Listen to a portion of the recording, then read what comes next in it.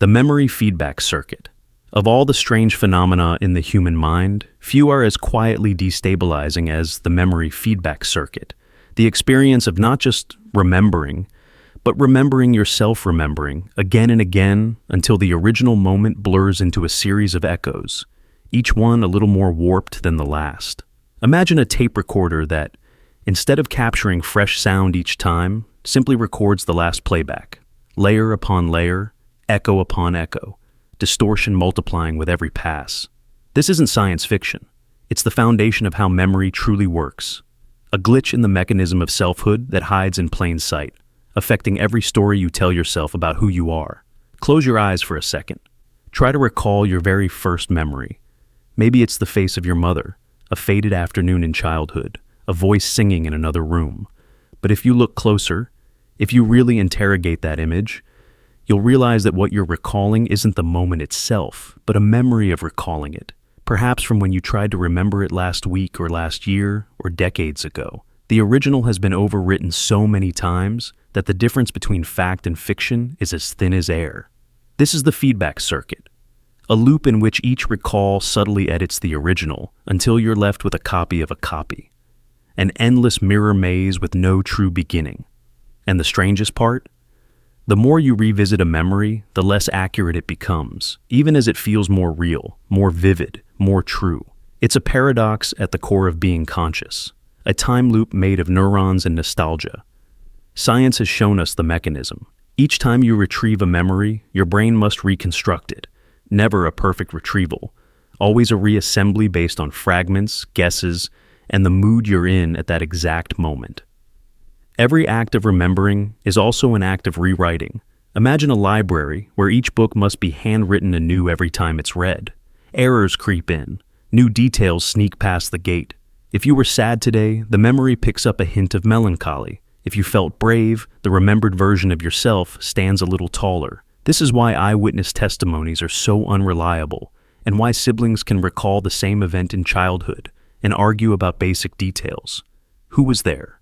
What color was the sky? Who started the fight? Each has their own feedback circuit, their own echo chamber, building a parallel reality out of fading truth. Think of those classic family stories, repeated at every gathering until everyone knows their part.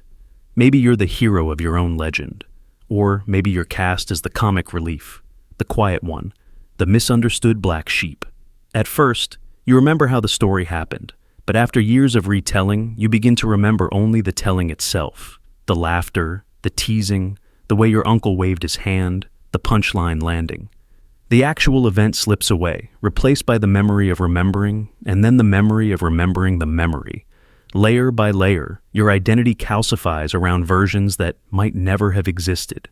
This isn't just a philosophical musing, it's a real effect with real consequences. Soldiers returning from war recall their traumas over and over, in therapy, to friends, in nightmares. But the shape of that trauma is always changing, not just through the haze of time, but because the act of recalling burns a new groove in the mind. Sometimes the memory grows sharper, more painful, as details once forgotten are filled in with imagined sounds, faces, even scents. Other times, the brain protects itself, and the memory dissolves, becoming foggy, distant, as if it happened to someone else. Survivors of childhood abuse, for instance, often find that what they know about their past is really a palimpsest, an overwritten page, parts erased, parts rewritten, all of it tangled in the circuitry of self-preservation and shame. Consider the Mandela effect, that collective illusion where thousands swear they remember something one way, like the Berenstain Bears spelled Berenstein, or a famous movie line that never existed. These shared false memories aren't just cultural quirks.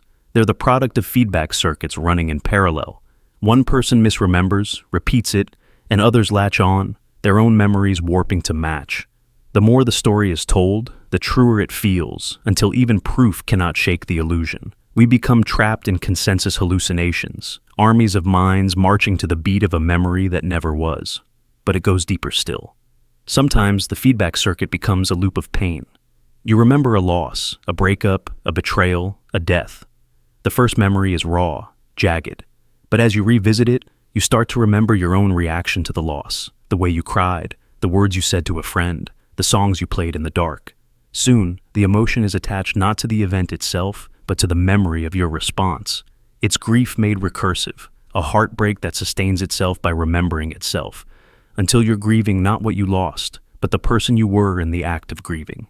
Healing becomes harder because there's no clean wound, just layer upon layer of scar tissue, each one shaped by the last. This is why nostalgia is so powerful and so dangerous. You long for childhood, not because the world was perfect, but because you remember remembering it that way. The circuit rewards itself, feeding on its own echoes. Social media amplifies the loop. Photos, memories, on this day reminders, all of it encouraging you to revisit and thus rewrite your own past. You scroll back and suddenly, the you of 5 years ago seems like a stranger, and yet their thoughts are preserved, fossilized in digital stone. But even those digital footprints are only fragments, triggers for your feedback circuit to spin its own version of who you were. Are you the person you remember, or just the sum of your memories of remembering? Sometimes the feedback circuit glitches in dramatic ways. People with certain types of amnesia or brain injury can remember facts, but not the act of remembering. For them, every recollection is brand new, always fresh, never layered with the echoes of past recall. Their lives are unlooped, stripped of nostalgia, free from the burden of self-reflection.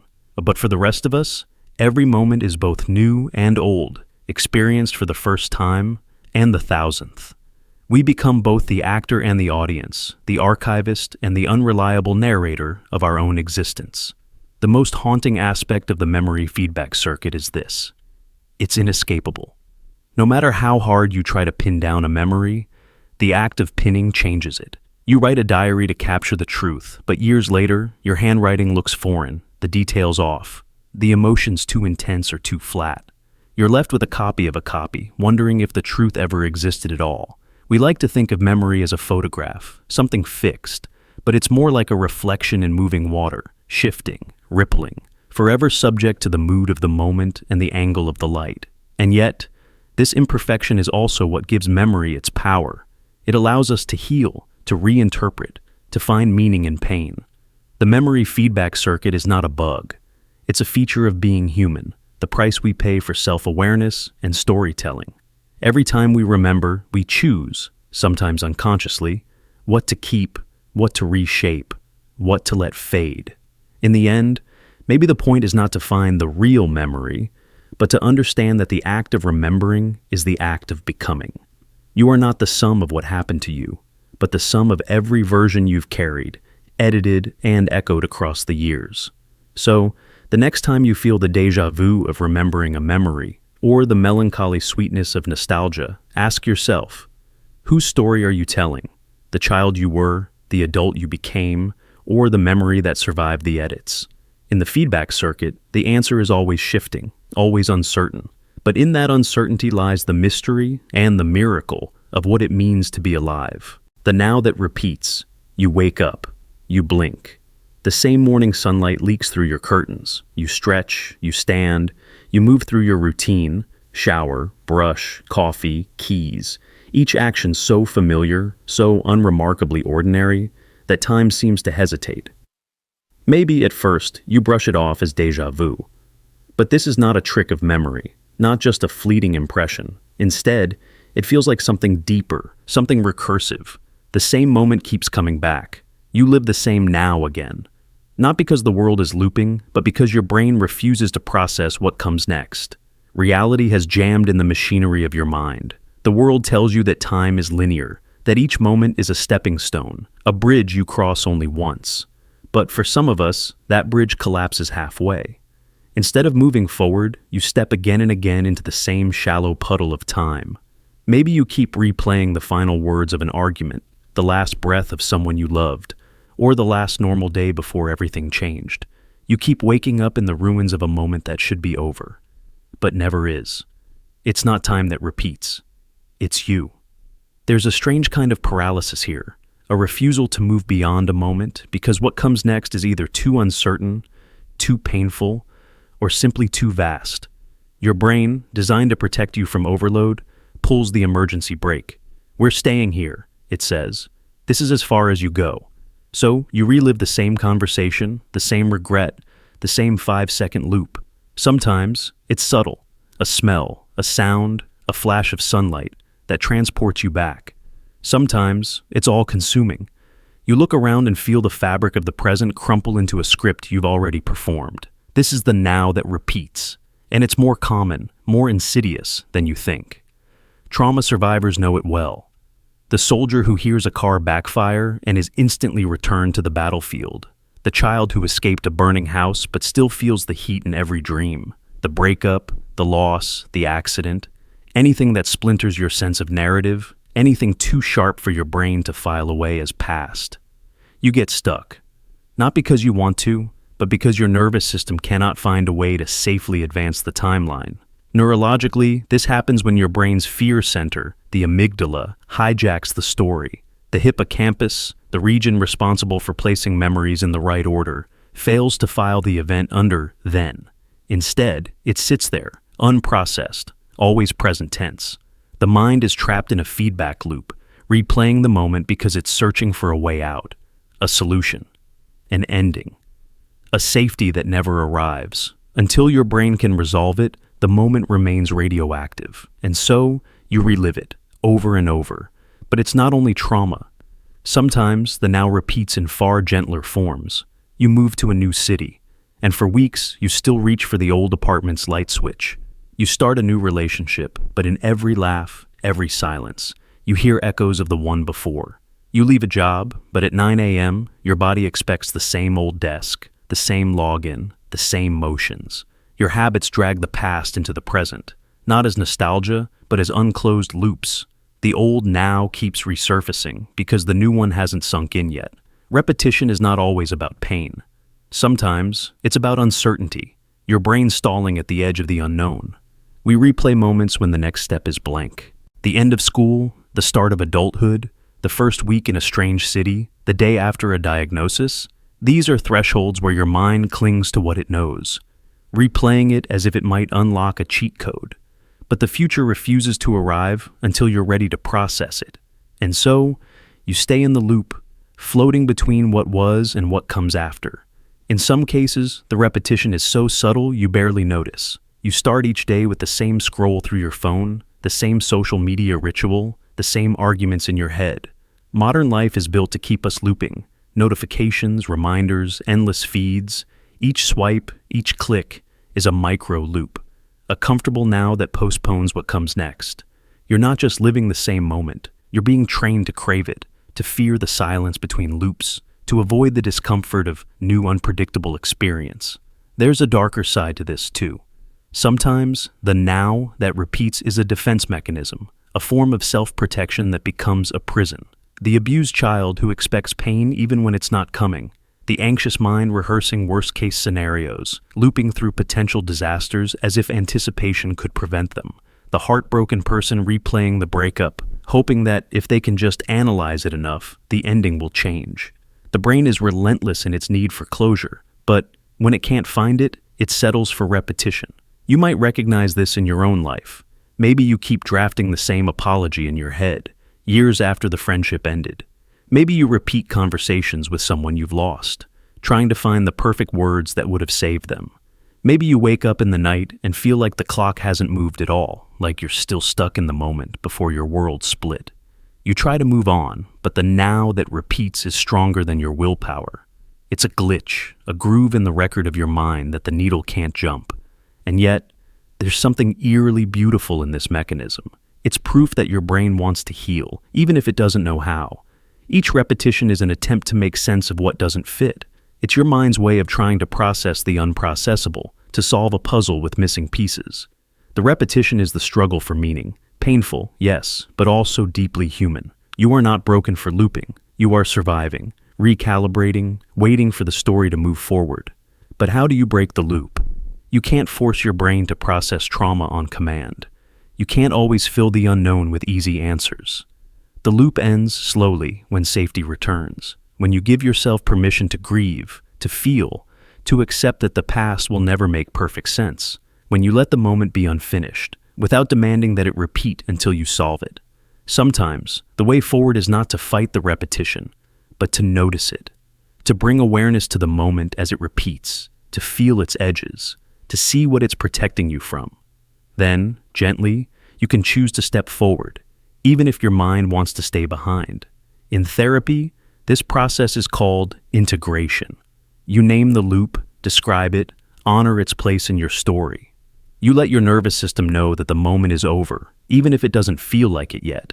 You practice grounding, mindfulness, creating new rituals that slowly carve new grooves into your sense of time. And with each new day, the repeated now loses its power. It becomes a memory again, not a prison. The story moves, one uncomfortable step at a time, but some loops never fully close. That's okay. The brain is not a perfect machine. Sometimes, you will still feel the old now creep in. A smell, a sound, a glance that sends you spiraling back. Instead of resisting, you can greet it as an echo, a part of you that just wanted safety, meaning, or closure. You survived that moment. You can survive its memory. So, if you find yourself living the now that repeats, remember, you're not failing. You're processing. You're healing at the speed your mind can tolerate. The loop is not the end. It's just the space between endings and beginnings, a waiting room for the soul. And when you're ready, sometimes, without even noticing, you will step into a new now, one that doesn't need to repeat. You are not the sum of your loops. You are the one who witnesses them, endures them, and one day walks beyond them. The now that repeats is not a curse. It's a signal. Your mind is telling you, gently or violently, that you deserve more time, more patience, more kindness. Give yourself that. Trust the process, and let yourself move forward, even if it's only a single breath at a time, because the moment you do, the loop breaks, and time, which waited so patiently, finally resumes its flow. The thought loop paradox. You sit in silence, trying not to think. But that's the first trap. The act of trying not to think is itself a thought. The moment you declare, I want to quiet my mind, you've introduced a new thread into the tangle, one more knot in the invisible net that holds you captive. You can feel it, can't you? That subtle tightening, that internal echo that follows the command, wrapping itself around every intention. You can't think your way out of thinking. The paradox locks you in because the solution is also the problem. The more you resist, the more it persists. The harder you try to push your thoughts away, the more they crowd in, like shadows gathering when you strain to find the light. Picture it. It's late at night and you're desperate for sleep. The room is dark. The world is quiet. But inside your head, it's a storm. You tell yourself, just relax. Don't think about anything. Let go. But now, instead of peace, your mind's full of frantic commands. Don't think of work tomorrow. Don't think of that embarrassing moment. Don't think about what you're doing right now. With every don't, your mind hurls images, memories, anxieties at you, each looping around, cycling back, like a skipping record. The brain loves the forbidden. Say, don't think of a pink elephant, and there it is, vivid and absurd, dancing at the center of your thoughts. This is the trap. In trying to suppress, you summon. In trying to escape, you circle back to the start. It's not just you. It's not weakness or a lack of discipline. It's hardwired into human consciousness, a self-referential glitch in the system. Neuroscientists call it ironic process theory.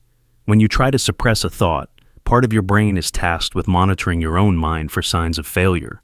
Am I thinking the wrong thing? That meta-monitoring is itself another thought. You become both the warden and the prisoner.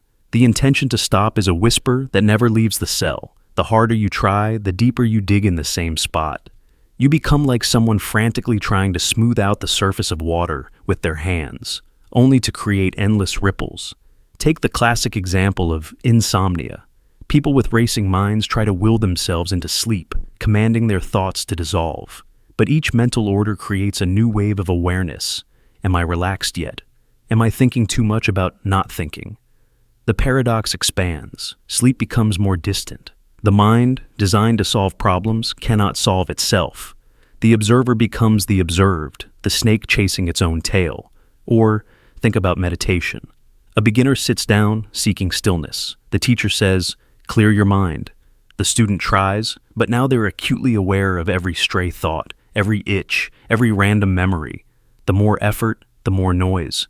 It's only when they let go of the need to control, when they accept that thoughts will come and go, that some kind of quiet finally arises.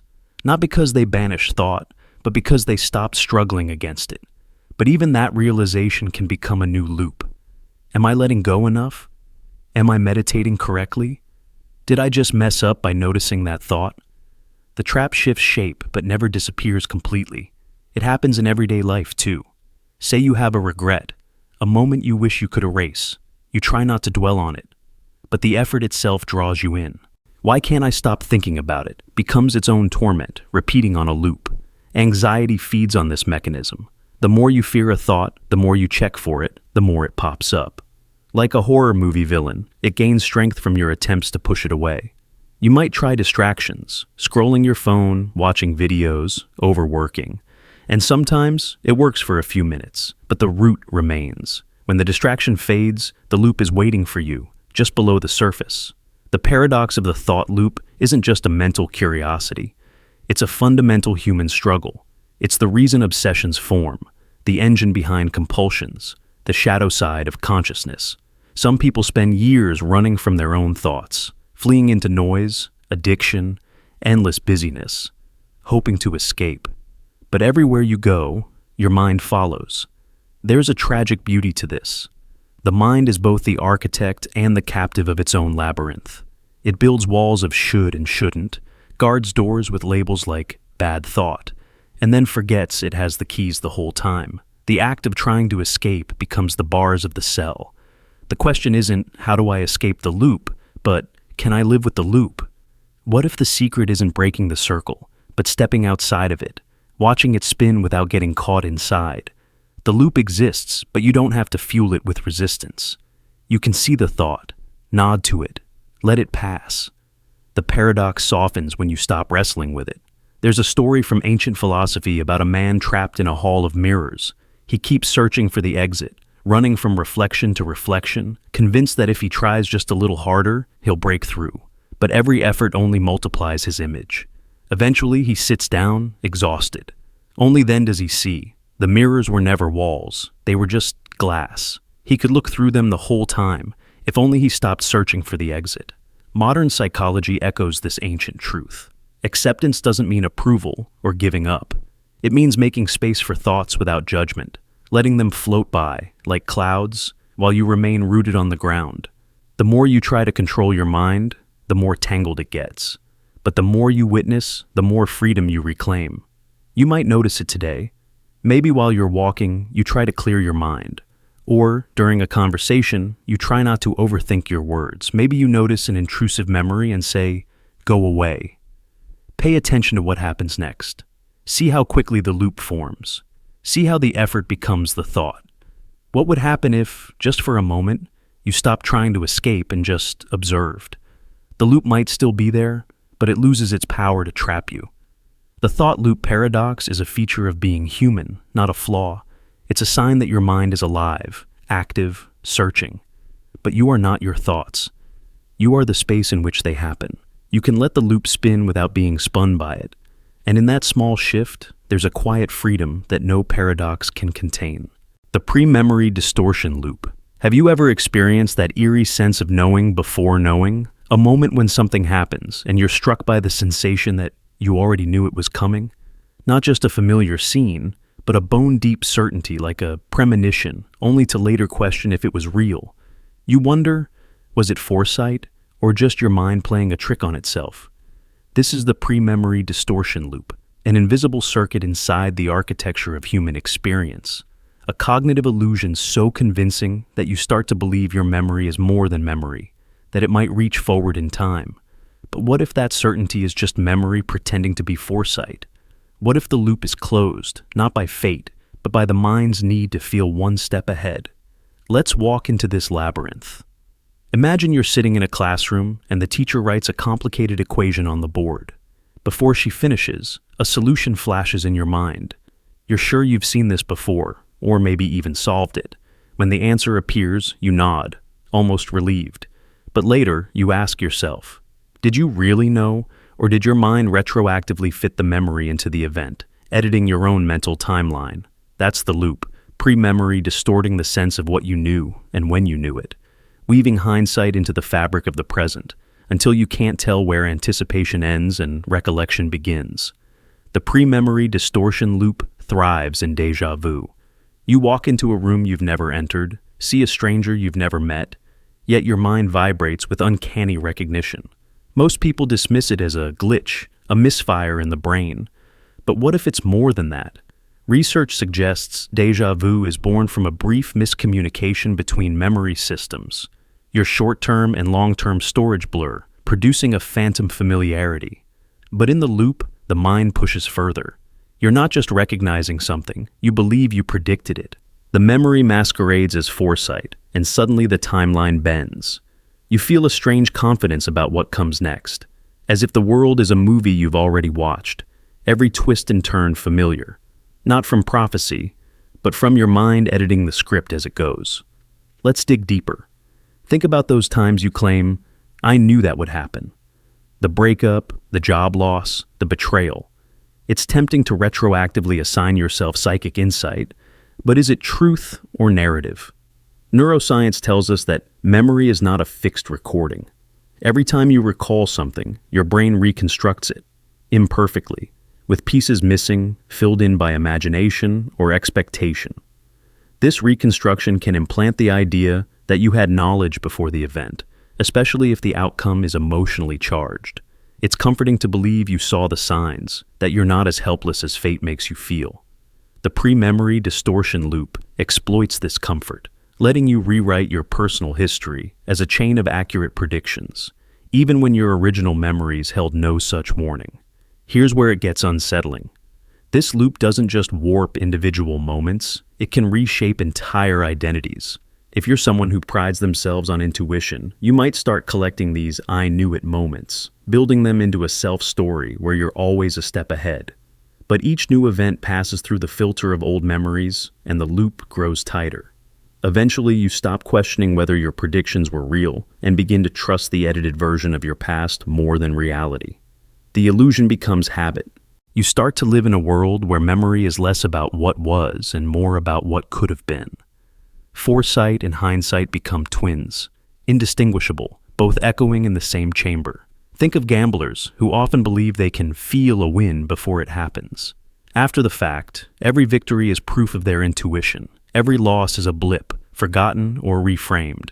This is the prememory distortion loop at work. Memories of past wins are polished and presented as foresight, while failures are quietly erased. The same happens in relationships. When you meet someone new, you might feel destined, convinced you sensed the spark in advance. If it works out, your memory is proof. If it fails, the mind redacts the prediction. The story bends to comfort you, to reinforce belief in your own mysterious insight. But why does the mind do this? At its root, the prememory distortion loop is a survival mechanism. The human brain hates chaos. It wants the world to make sense, to be predictable, to feel like you have control. By convincing you that you already knew, your mind gives you a sense of order, even in randomness. In times of fear or uncertainty, it's easier to believe you anticipated disaster. The pain is dulled, the shock softened. Memory rewrites the story as if you had a roadmap all along. Now imagine the collective scale. In history, we often say, "We should have seen it coming." The fall of empires, the outbreak of war, the crash of markets. But did anyone really know? Or did the mind edit the memories of warning signs after the fact? The prememory distortion loop isn't just personal, it's cultural. A way for societies to cope with disaster by pretending that foresight was always present and that the past is filled with clear signals. If only we had listened. This illusion can be dangerous. In criminal justice, for example, eyewitnesses might convince themselves they knew the suspect was guilty all along, even if their initial memory was uncertain. In medicine, a patient might claim they sensed illness before diagnosis, amplifying anxiety about their own intuition. In politics, leaders may rewrite their narratives to suggest inevitability and wisdom after events unfold, reinforcing the myth of the visionary, or all of it fueled by the same loop, memory masquerading as prophecy. But there's a poetic beauty here too. The prememory distortion loop shows that human beings are not just passive recorders of reality. We are authors, editors, censors, myth makers.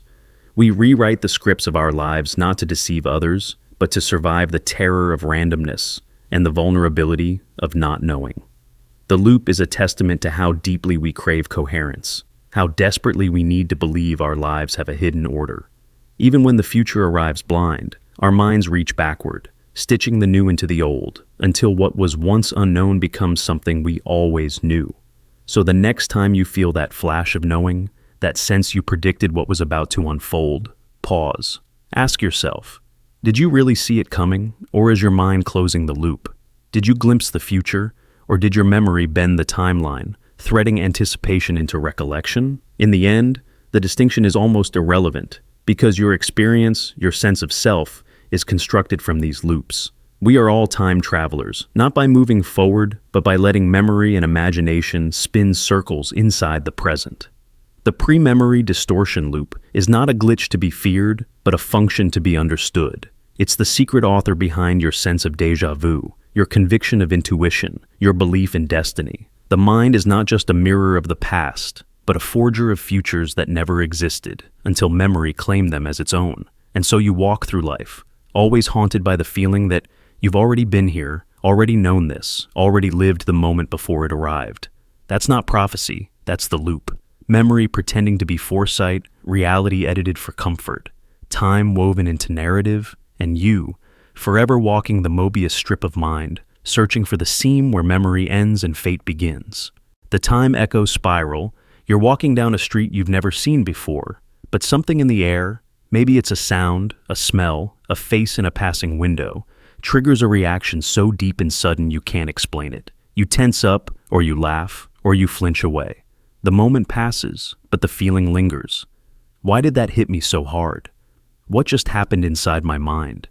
You may never find the answer, but you just experienced the time echo spiral, a glitch in the timeline of memory and emotion where the present and the past collide, collapse, and rewrite each other, all in the space of a heartbeat.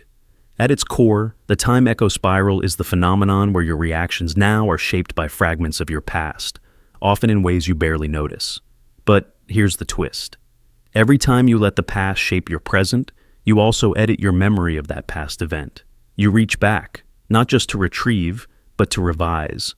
The echo becomes a spiral because with every turn, every new trigger, the original story warps further from the truth. Until you can't tell if you're living your life or reliving a script that's been rewritten so many times, it no longer resembles reality. Think of a song you loved as a teenager. The first time you heard it, maybe you were heartbroken, or wildly in love, or simply alone. Years later, you hear those same notes and the emotion surges back. But your reaction now isn't just about the song. It's about all the times you've heard it since, the way your relationship to that memory has changed. The past rhymes with the present, but every time you react, you retell. And in retelling, you reshape the entire story. The heartbreak gets softer, or sharper, or tinged with irony. You become the editor of your own timeline, but the more you edit, the less you remember what the first draft looked like. This spiral is everywhere in daily life. You meet someone new, and something in their laugh or their mannerisms triggers a déjà vu. Maybe they remind you of a friend you lost, or a parent you disappointed, or an enemy you never faced down. You react, defensively, eagerly, skeptically. But what's really happening is your mind running a search for patterns, finding a rhyme with something buried, and pulling it forward. And as you act now, maybe trusting too quickly, or pushing away someone kind, or picking a fight you don't understand, you reinforce and revise the story that started it. That's just how people are, you tell yourself.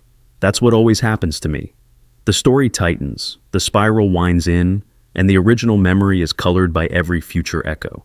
This effect is so powerful, it can shape your entire personality. Imagine growing up in a home where love always came with criticism. As an adult, praise makes you uncomfortable, anxious, or even angry. Why? Because every compliment rhymes with the painful mix of affection and judgment you received as a child. But each new reaction you have now, each time you bristle or deflect, rewrites the old narrative. You begin to remember your childhood not just as it was, but as it's been reinterpreted through every uncomfortable compliment since. The echo becomes a spiral, tightening with every turn, reshaping the past with the weight of the present. This is how trauma persists and evolves. A single painful event can echo through years of your life, shaping choices and reactions. But the original wound itself is continually rewritten by each new echo. The more often a trigger sets off a reaction, the more deeply the spiral grooves itself into your identity. People who fear abandonment, for instance, will see abandonment everywhere. Every silence, every disagreement rhymes with the first loss.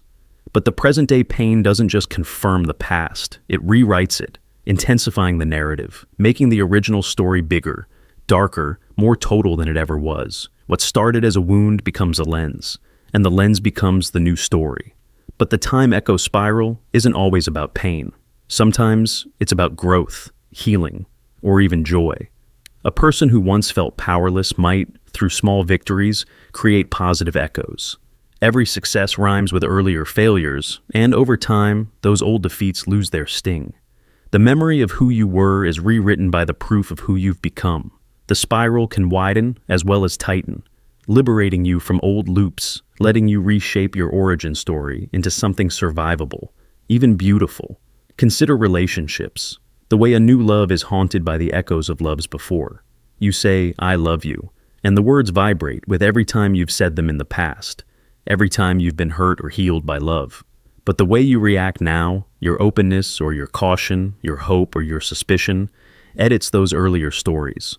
A new partner's kindness can soften memories of past betrayal, or, just as easily, suspicion can harden your version of old heartbreaks, making them sharper than they ever were at the time. The spiral keeps spinning, turning history into autobiography into destiny. And then there's the way we rewrite our collective stories. Nations, families, entire cultures live inside time echo spirals. Think of how historical trauma, wars, oppression, revolution, becomes not just something remembered, but something continually rewritten by each new generation's reactions. Every new conflict rhymes with the past, but as people respond, they reshape the memory of what happened before. The spiral continues, warping the story, making it both more mythic and less precise, until reality and legend are indistinguishable. The time echo spiral explains why it's so hard to move on, to let go, to heal cleanly. You're not just reacting to now, you're reacting to every echo, every rhyme, every layer of the spiral. And in that reaction, you rewrite the timeline itself. Closure is never final, because every ending is another spiral's beginning. But maybe, if you can recognize the spiral, you can change it. You can catch yourself in the act of rhyming now, with then pause, and choose to react differently. In that moment, you open the possibility of editing your story with intention, not just as a reflex, but as an author. The spiral may never disappear, but it can widen, loosen, and become a pattern you recognize, rather than a trap that writes you. In the end, the time echo spiral is a reminder that you are both the writer and the written, the echo and the origin. Each reaction is a chance to spiral deeper, or to spiral out, into a new version of the past, a new future, and a self that is always being composed, one echo at a time. The elapsed emotion delay. Have you ever noticed that sometimes the pain doesn't arrive when it's supposed to? That a moment hits you, sharp and clean, and you barely register it. But days later, while brushing your teeth or crossing the street, the feeling you should have felt then detonates inside you. It's almost surgical. The event happens, you keep moving, and then the ache, the anger, the regret, the grief, or even the joy finally finds you. Your mind is an unreliable postman, delivering emotion long after the letter was written, far from the place it was addressed. This is the elapsed emotion delay, the experience of living through something without feeling it, only for the emotion to sneak up on you later, rewriting the memory and warping your sense of the past in ways you never say aloud. We all imagine emotions as instant reactions. Someone betrays you and you're instantly hurt. Someone dies and you're instantly shattered. A friend says something cruel and you bristle on the spot, but reality rarely plays out that way. More often, the moment itself passes in a kind of emotional blackout. You react with logic, with action, with numbness, with whatever you need to survive or stay upright. The true feeling is held back, stuck behind a psychological firewall that only lowers when the coast is clear. The brain, protective and ancient, knows when you can't afford to fall apart, so it builds a dam. The event passes, life continues. And then, one day when nothing's at stake, when the danger is gone or the pressure has eased, the dam cracks. Emotion seeps out, unexpected and out of sequence. Think of it like this. You're walking through a storm, but you don't feel the cold until you get home. The moment required you to function, to focus, to endure, so your brain made a silent deal with your heart. Let's not do this now. That deal is never fully honored. Emotions are not destroyed, just delayed. And when they finally arrive, they're often confusing, tangled up with memories you thought were already filed away. You find yourself crying over a dinner plate, or laughing at a song that used to make you sad, or feeling inexplicable dread weeks after you thought the crisis had ended. The feeling is late, but it's as real as ever. Sometimes the delay is only hours. You argue with someone you love, hold yourself together during the fight, and only when you're alone, in the dark, do you feel the sting. Other times, the delay is days, months, even years. A childhood wound ignored for decades suddenly reopens because of a passing comment from a stranger. You lose a job and say you're fine, but weeks later, the shame or rage blindsides you in the grocery store. The delay can be subtle, or it can be volcanic, an eruption after a long period of calm. Why does this happen? Neuroscience offers clues, but the answer is profoundly human. The mind is a master of triage. In high-stress situations, your body floods with adrenaline, your brain's emotional centers go offline, and survival becomes the priority. Feeling is postponed until feeling is safe. Soldiers in battle, nurses in emergencies, parents in crisis, all learn to suppress real-time emotion to perform. But this isn't limited to extremes. Ordinary people do it too. At funerals, at work, in the middle of breakups. You act first, feel later. But the delayed emotion is not the same as the immediate one.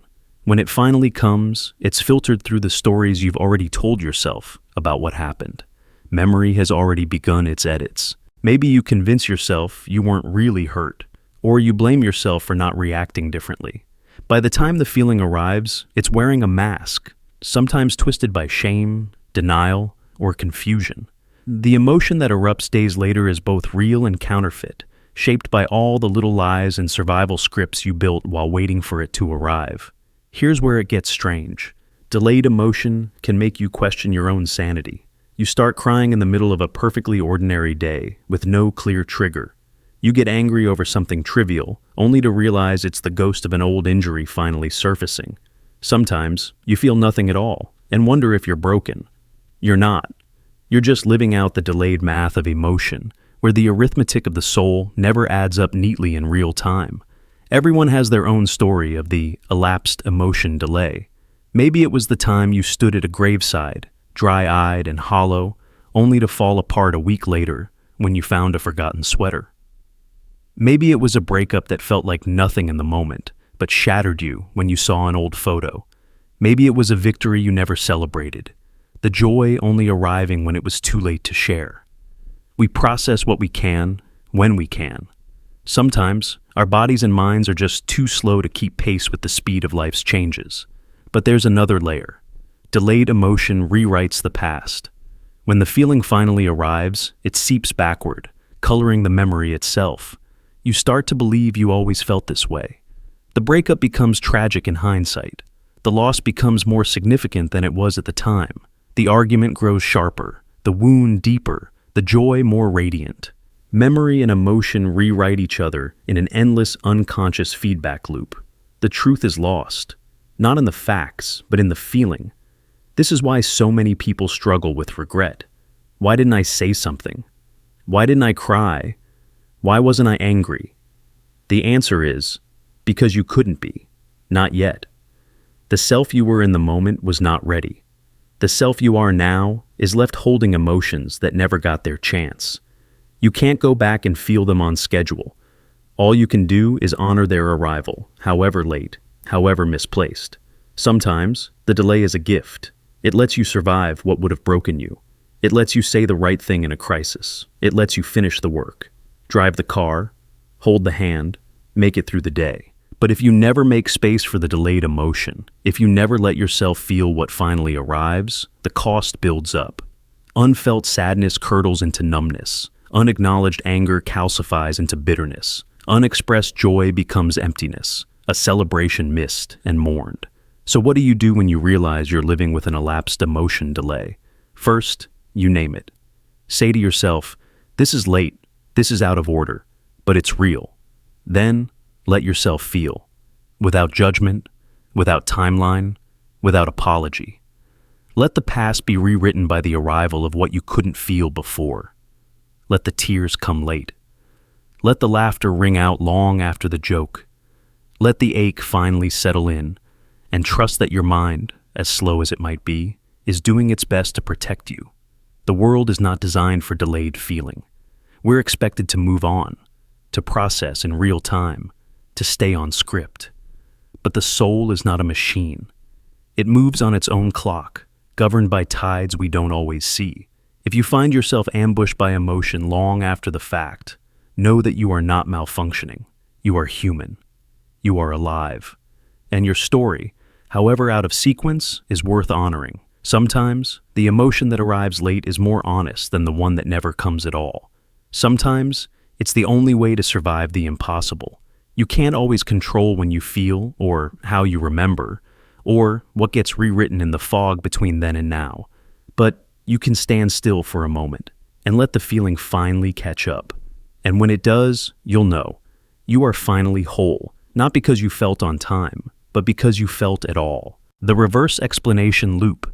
You think you know why you did what you did. You think your motives are clear, your choices deliberate, your actions following some thread of logic only you could have spun.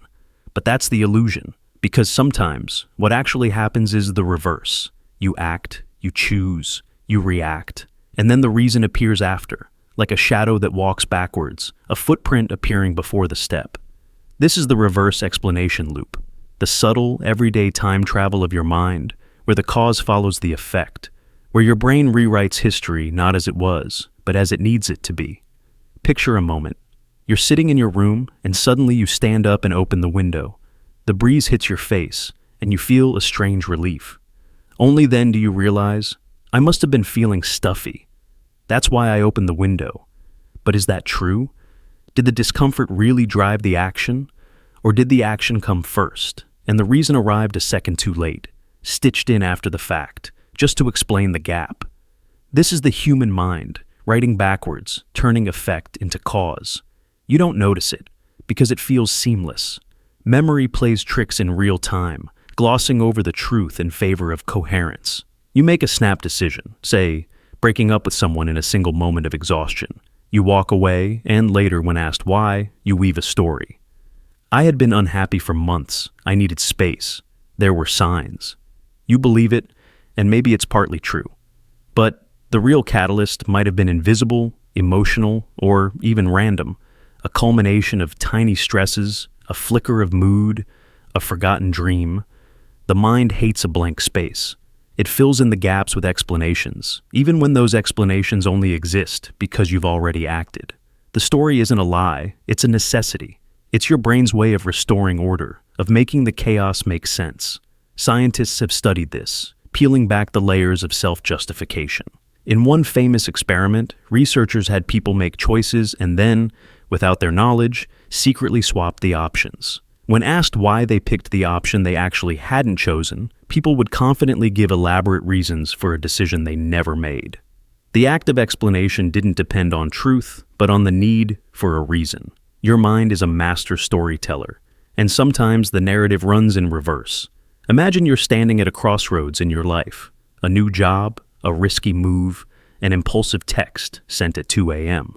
In the moment, there's just a flicker of action, an urge, a sensation you can't quite name. The explanation comes later. I did it for my future. I did it because I love them. I did it because I was brave. But if you really slow down, you might see the truth. The action didn't always follow the explanation. The explanation trailed the action, running to catch up, to give the moment a sense of order and meaning. Your brain hates loose ends. It hates chaos. So it becomes a time traveler, jumping back to plant causes after the effect has bloomed. A child who touches a stove and is burned will say, I just wanted to see what would happen. But maybe there was no thought at all, just curiosity, impulse, a silent pull that only made sense in hindsight. A criminal in court tells the judge, "I did it for love, for desperation, for money." But how much of that story is true, and how much is reverse engineering, rationalization, piecing together motives that never existed until they were needed? In relationships, this loop is everywhere. Why did you fall in love? Why did you fall out of it? Why did you say those words, or hold back, or sabotage something precious? You give reasons. But how much is explanation, and how much is justification? Stories to soothe yourself, stories to make heartbreak sound logical, stories to erase the chaos of real emotion. We are all unreliable narrators in the stories of our own lives. Your mind is not a camera recording reality. It's a novelist, a playwright, an editor that cares less about the truth than about a plot that makes sense. And the most seductive plot is the one where every effect has a neat, tidy cause. The idea that we act, then explain, shatters the myth of control. It suggests you are a character swept along by a river, reaching for reasons only after you're already downstream. The danger is not in the loop itself, but in believing the story it tells you. You act, you explain, you convince yourself the reason was always there, waiting. But sometimes it's just an echo, a fiction layered over the raw, wordless spark that set everything in motion. Even small choices are suspect. Why did you wear that shirt today? Why did you reply to that message and not another? Why did you stop at the cafe on the corner, or change your route home, or suddenly remember a song from your childhood? If you're honest, the answer is rarely clear, but the mind abhors ambiguity, so it offers up a theory. I wore it because it's my favorite. I answered because I care. I stopped because I needed coffee. In reality, these may be half-truths, or not truths at all. The explanation loop rewrites time backwards, patching cause onto effect to maintain the illusion of coherence. When you see it, it's unsettling. You start to wonder, how much of your life is postscript, a story composed after the chapter ends? How many of your motives are edits, stitched into memory long after the ink has dried? It can feel like a loss of agency, a crack in the mirror of self. But there's also freedom here, a release from the tyranny of explanation. If you're not bound by every story your mind invents, maybe you can live with more mystery, more presence, more acceptance of what simply is. In moments of silence, when the mind isn't rushing to explain, you glimpse another way of being. Action without apology. Choice without narrative. You breathe, you move, you respond. Not because you've calculated every motive, but because you are alive, pulsing with unpredictable energy. The stories come after. Let them come, but know they're only stories. Useful, but not always true. The reverse explanation loop is not a glitch. It's a survival mechanism. Your ancestors needed stories to bind their lives together, to make sense of randomness, to believe in order when the world was chaos. You inherited that trait. But now, you can see it for what it is. A trick of the light. A memory painted backwards across the film of your life. You act, you explain, and you carry on. But somewhere deep inside, you remember. The cause did not always come before the effect. Sometimes, the story was born after the fact, and that's the most human thing of all. So next time you catch yourself explaining your choices, pause.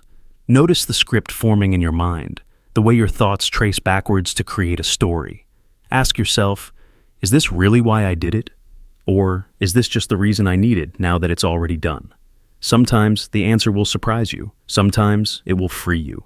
Because life is not always a straight line, and the mind is not always honest about where it's been or why it moves. In the end, you are both the actor and the author, forever chasing the story that tries to catch up with itself. Writing time in reverse, explaining the present with a memory of the past that never truly existed. The forgotten day effect. There's a strange silent moment in every life, a blank page buried in the middle of your story. You remember the chapters before, and you live with the consequences after, but the actual turning point has vanished. It's the day that changed everything, but it's missing from the archives. Time erased it, and yet, its ripple cuts through the present, reshaping everything you are. This is the forgotten day effect. Think of your memories as a long, unbroken film. You can rewind and watch yourself make choices, laugh, cry, hurt, and heal. But somewhere, as the reel spins, there's a sudden glitch. A scene goes missing. You only notice because of what came after. The aftermath, the emotional debris, the the shift in your personality that can't be traced to any specific event. It's like waking up in a house you don't recognize, knowing it's yours, but having no memory of how you moved in. You've lived it, even if you haven't noticed.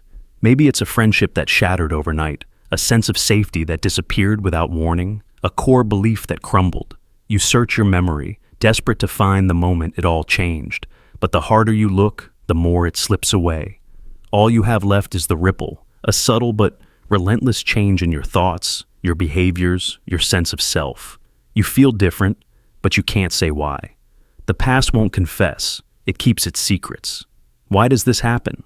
The brain is both a recording device and a ruthless editor. It encodes millions of details, sights, sounds, smells, filtering and trimming as it goes. But during trauma, overload, or periods of extreme stress, memory can glitch. The mind, in its desperate effort to protect itself, sometimes erases or corrupts the exact moment of impact. It spares you the worst pain, but at a cost.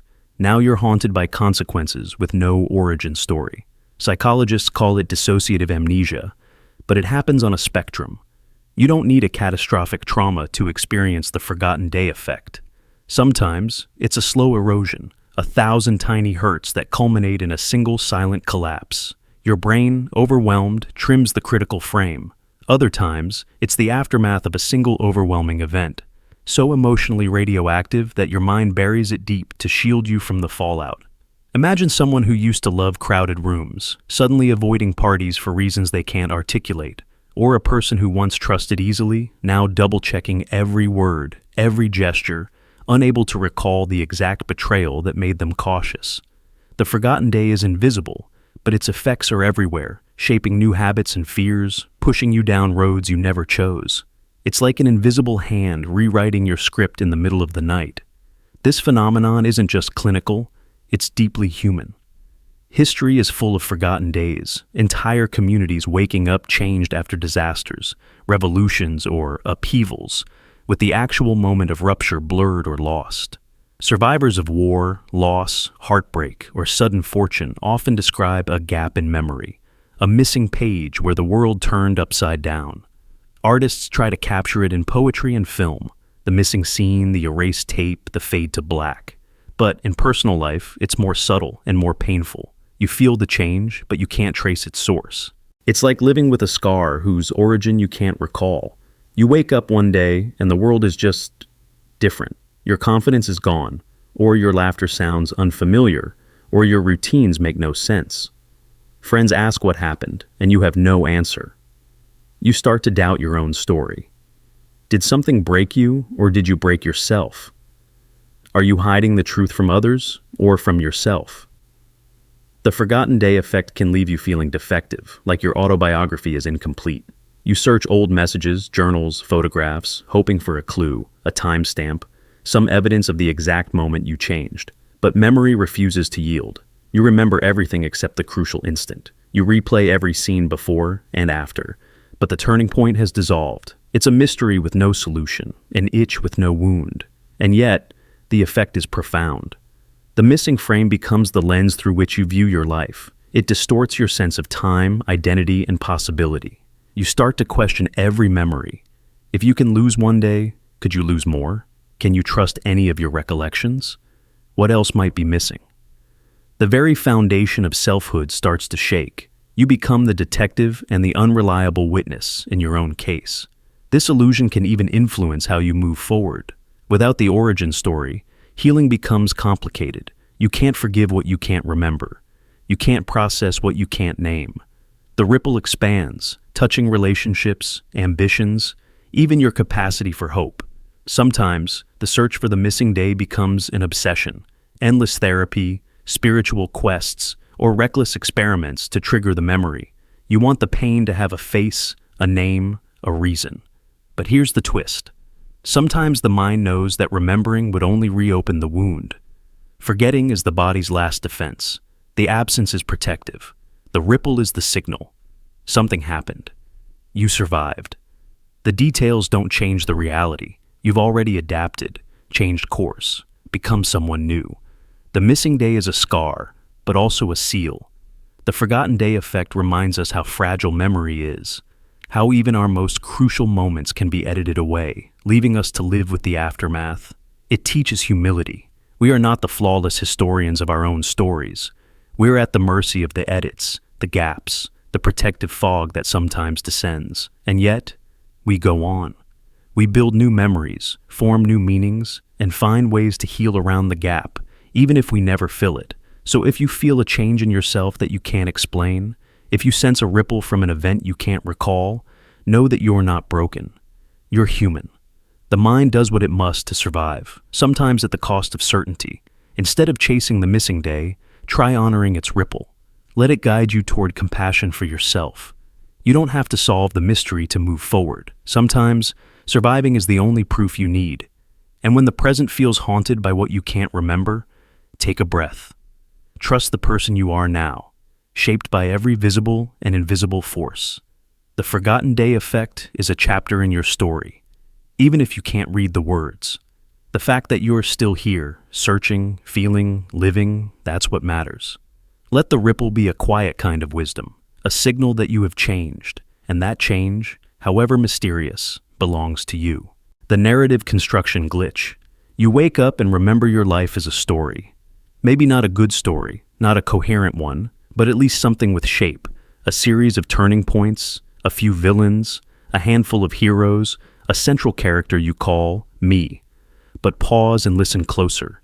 Do you actually remember the real sequence of your life?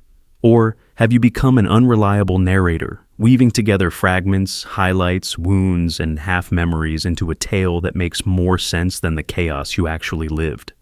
This is the narrative construction glitch, and it is both our greatest adaptation and our most intimate illusion. We don't remember life as it was. We remember life as we needed it to be, and after enough retelling, the edited version is the only version that feels real. Think back to your childhood. What do you actually recall?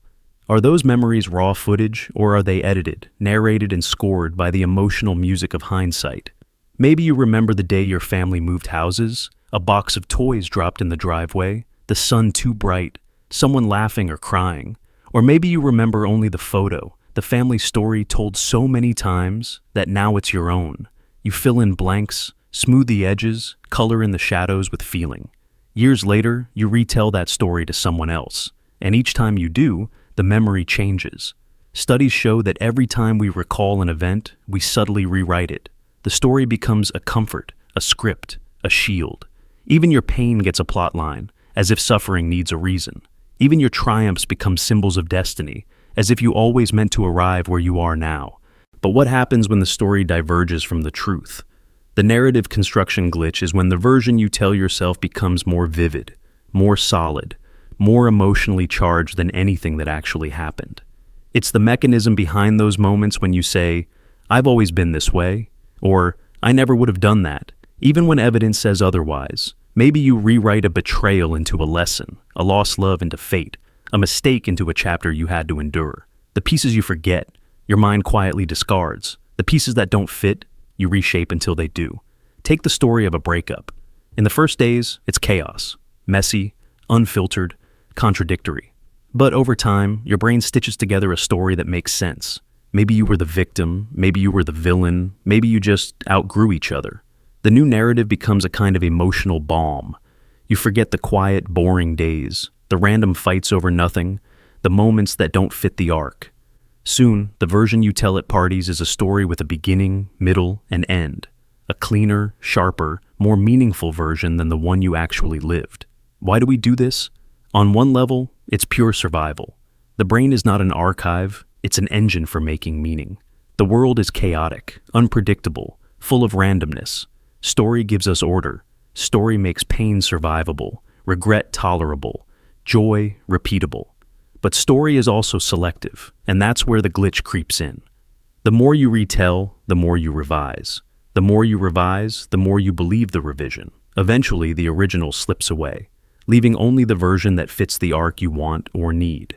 Now consider collective narratives, nations, families, companies.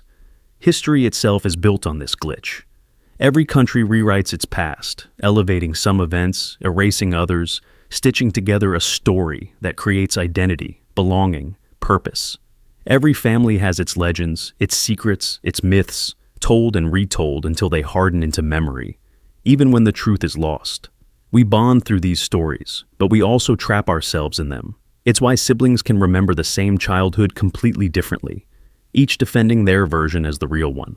It's why whole societies can argue over what really happened, each side living inside a narrative construction glitch, unable to see beyond the story that has become more real than reality. But the most profound effect is internal. The glitch changes your sense of self. You begin to believe you are the main character in a plot, not a collection of random events, but someone on a journey with direction and intention. You justify mistakes, minimize regret, find destiny in coincidence. Even your flaws get edited, sometimes erased, sometimes exaggerated, always arranged to make the story work. You look in the mirror and see not the raw, fragmented truth, but the narrative you've assembled, told, and rehearsed until it feels undeniable. Here's where it turns haunting. The glitch isn't something you can just turn off. Even when you're aware of it, you can't escape the need for story. When you lose someone, you invent meaning. When you fail, you rewrite the memory to survive it. Even memories you wish you could forget become chapters, lessons, plot devices. Over time, the version you tell yourself is your reality, no matter how far it drifts from the unedited, unscripted truth. Sometimes, late at night, when the world is quiet and you try to remember who you were, you sense the fragments just beneath the surface. The moments you left out, the truths you bent, the raw footage still hidden in the vault. But then you wake up, return to the story, and keep moving forward. Because the edited version is not just easier, it's necessary.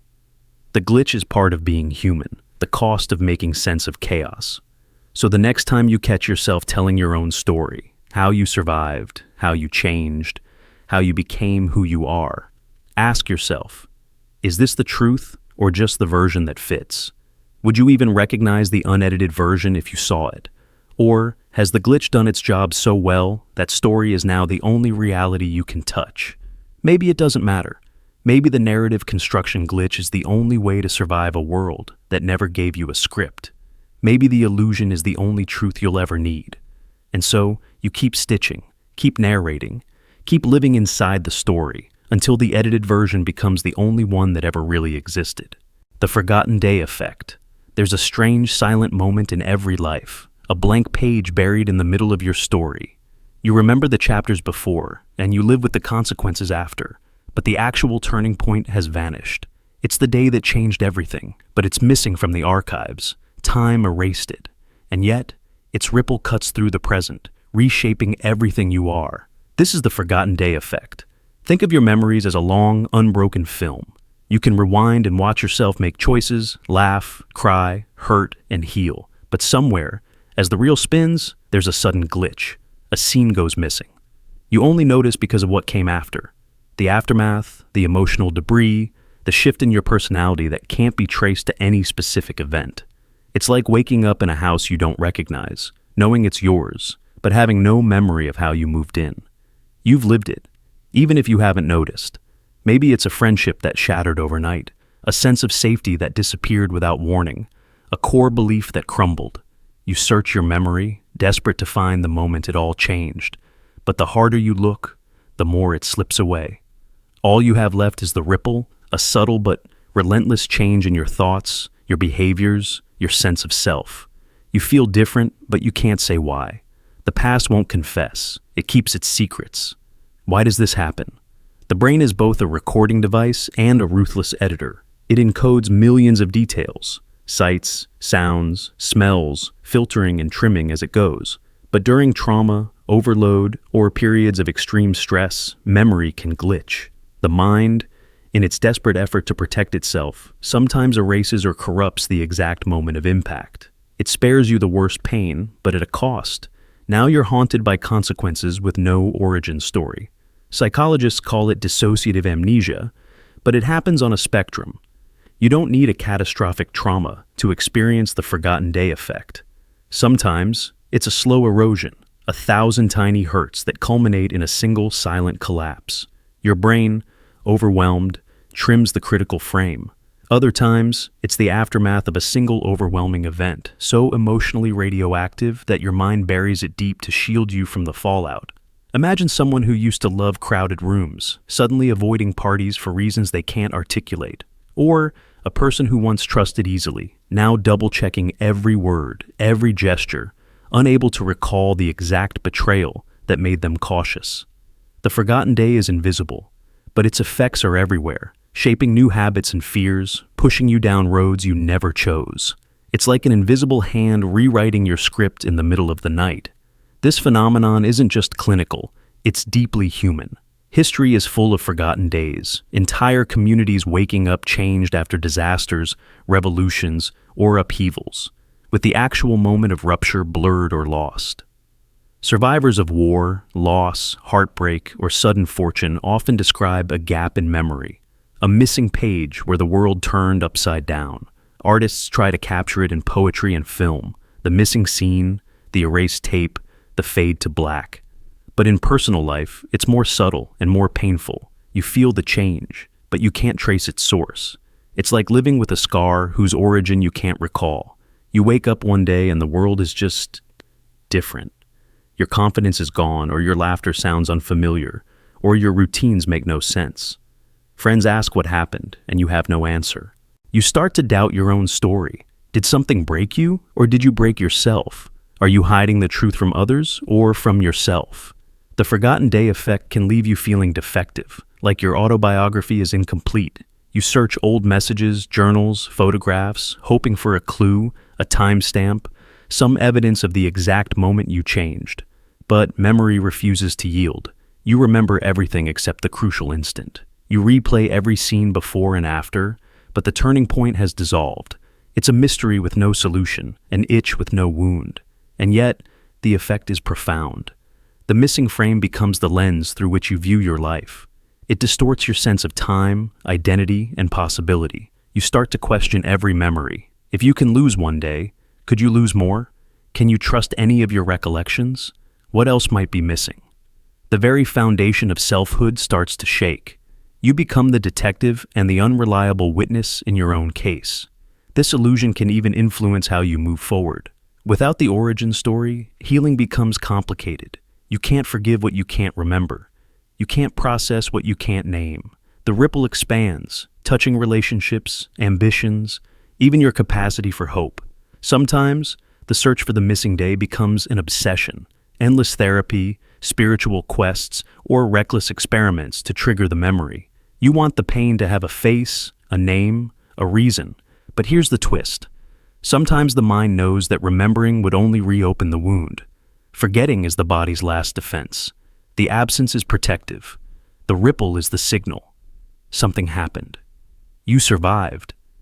The details don't change the reality. You've already adapted, changed course, become someone new. The missing day is a scar, but also a seal. The forgotten day effect reminds us how fragile memory is, how even our most crucial moments can be edited away, leaving us to live with the aftermath. It teaches humility. We are not the flawless historians of our own stories. We're at the mercy of the edits, the gaps, the protective fog that sometimes descends. And yet, we go on. We build new memories, form new meanings, and find ways to heal around the gap, even if we never fill it.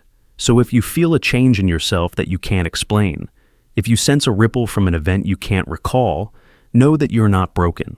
You're human. The mind does what it must to survive, sometimes at the cost of certainty.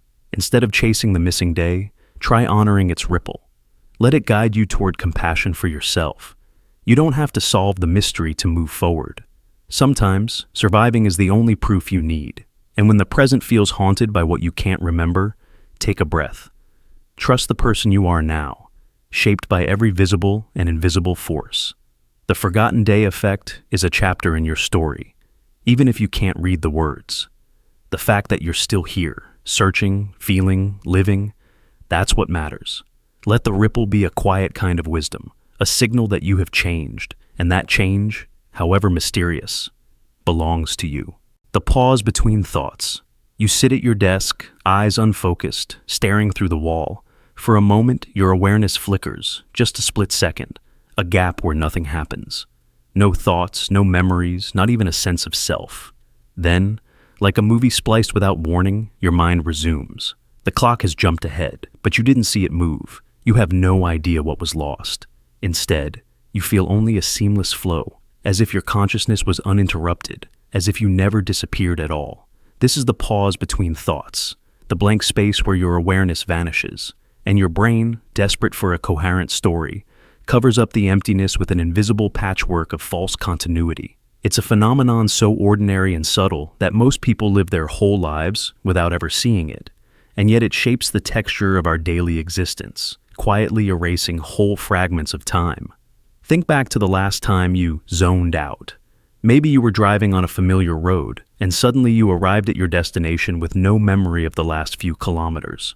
Maybe you were reading a book and realized you'd turned 3 pages without absorbing a single word. Maybe you were standing in the shower, water running down your back, and for a few seconds, maybe minutes, your mind just wasn't there. In these moments, there's no sense of absence, no internal alarm. When your attention returns, your mind doesn't announce, "I was gone." Instead, it stitches the missing interval together with a story so smooth you never notice the thread. This is not simply daydreaming or being distracted. It's a complete lapse in conscious awareness, a cognitive blackout hidden in plain sight. Neurologists call these microsleeps, or attention lapses, but they're not always tied to fatigue or boredom. They're part of the brain's background operation. The moments between moments, the negative space of consciousness where awareness is suspended, but time keeps flowing. In these instances, you are not present, but your brain works overtime to make you believe you were. It quietly invents continuity, patching the timeline with invisible glue. The science behind it is as strange as it is profound. Functional MRI studies show that the brain often enters brief periods of default mode, when conscious thought is suspended and neural networks drift into idle activity. During these moments, perception blurs and memory encoding stops. When awareness resumes, the brain retroactively fills in the blank, drawing on context, routine, and expectation to create a smooth narrative. If you were driving, it assumes you kept driving. If you were reading, it assumes you kept reading. No alarms, no red flags, just a continuous movie that edits out the lost frames. But what's truly wild is how seamlessly we accept these gaps. Imagine watching a film where 5 minutes were cut, but every scene was stitched together so perfectly you never noticed anything missing. That's your brain every day. The director of your life splices out scenes, replaces them with continuity edits, and you move on, completely unaware that you ever vanished from your own story. These moments are so frequent and so ordinary that, for most people, the real mystery is not why they happen, but why we never notice. Sometimes these pauses can last longer. In trauma, in extreme boredom, in moments of overwhelming emotion, the mind can black out for minutes or even hours. People emerge from these gaps feeling confused, disoriented, but often they still report a sense of continuity, an unbroken self that somehow glided across the lost time. Witnesses in court have described being present during an accident, but remembering nothing, as if their mind protected itself by creating a smooth, blank interval. In daily life, it happens in miniature, staring out the window, listening to rain, watching TV until the commercials blur together, and you suddenly wake up inside your own life. The pause between thoughts isn't just a glitch, it's a feature. It gives the mind a way to protect itself from overload, to filter out the noise, to slip into safe mode, while still maintaining the illusion of an unbroken timeline. Without these pauses, consciousness would be flooded, unable to separate signal from static. Yet, this mechanism comes at a cost. It leaves us vulnerable to missing our own lives. You can lose whole chunks of experience, moments that might have been meaningful, transformative, or simply real, and never realize they were lost. This phenomenon runs deeper than just lost minutes. It hints at something fundamental about the illusion of self. If you can disappear and not notice, if your brain can erase your presence from the timeline and seamlessly replace it with fiction, then who or what are you, really? The self you believe in, the narrative of "I am here now," is only as stable as the edits your brain chooses to make. The unbroken flow of consciousness is a masterwork of retroactive storytelling, a living lie that keeps you grounded, comfortable, and sane. Philosophers have wrestled with this for centuries. David Hume famously described the self as a bundle of perceptions, a stream, not a stone. But even the stream has gaps, and the water between those rocks is missing, replaced by the mind's best guess at what must have happened. Buddhist traditions speak of the gap between thoughts as the place where enlightenment hides, a space where the illusion of self is revealed, where emptiness becomes visible for a fleeting instant. But most of us never glimpse this emptiness. We're too busy living the story, trusting the edits. These pauses can also shape memory in profound ways. Have you ever told a story about your past, an adventure, a heartbreak, a loss, and realized that the details are hazy, the sequence uncertain? Part of that is the time echo spiral, the feedback loop of memory. But part of it is the simple truth that, between the moments you do remember, there are countless pauses, blank spaces that your mind has retroactively filled in, leaving you with a story that feels unbroken but is full of invisible edits. Your past is a movie with lost scenes, and you're both the star and the audience, blissfully unaware of what was never filmed. Yet, in this imperfection, there is something strangely comforting. The pause between thoughts, the seamless edits, the invisible glue of continuity, all of it makes life bearable, keeps us from drowning in noise, shields us from the unbearable sharpness of each moment. You may lose time, lose yourself, vanish for a heartbeat or an hour, but the mind brings you back, gives you a story, and lets you keep moving. In a way, these gaps are proof of your brain's compassion, an editor working overtime so you can keep living your narrative, even when you're not there for every frame.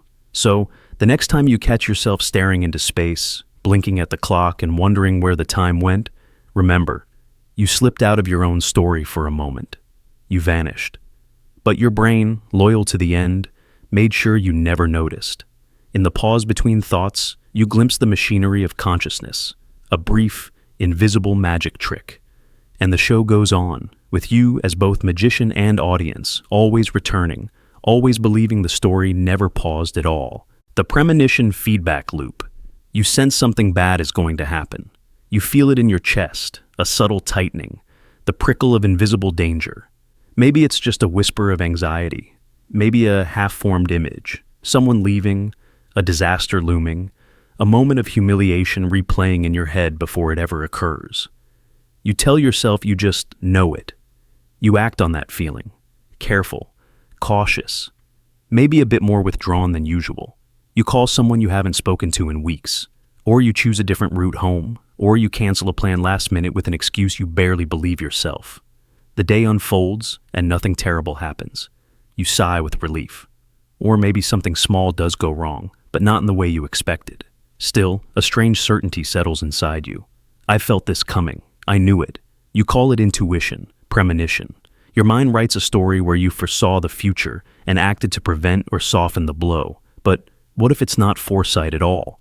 What if you created the very path that made the premonition true or false, and your brain, desperate for certainty, insists you always knew what was coming?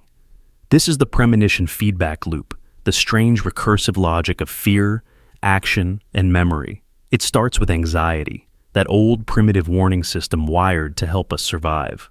But in the modern mind, the lines between fear and prediction blur. You sense a threat, and instead of simply feeling it, you alter your behavior to dodge the possibility. You speak differently to a friend, subtly distant, bracing for the imagined disappointment. Your nervousness is contagious. They sense it, respond in kind, and suddenly, the relationship shifts. The outcome changes, not because you knew what would happen, but because you acted from fear. Then, when the dust settles, you remember the sensation of dread more vividly than the steps you took to shape the result. The mind completes the loop. I sensed it all along.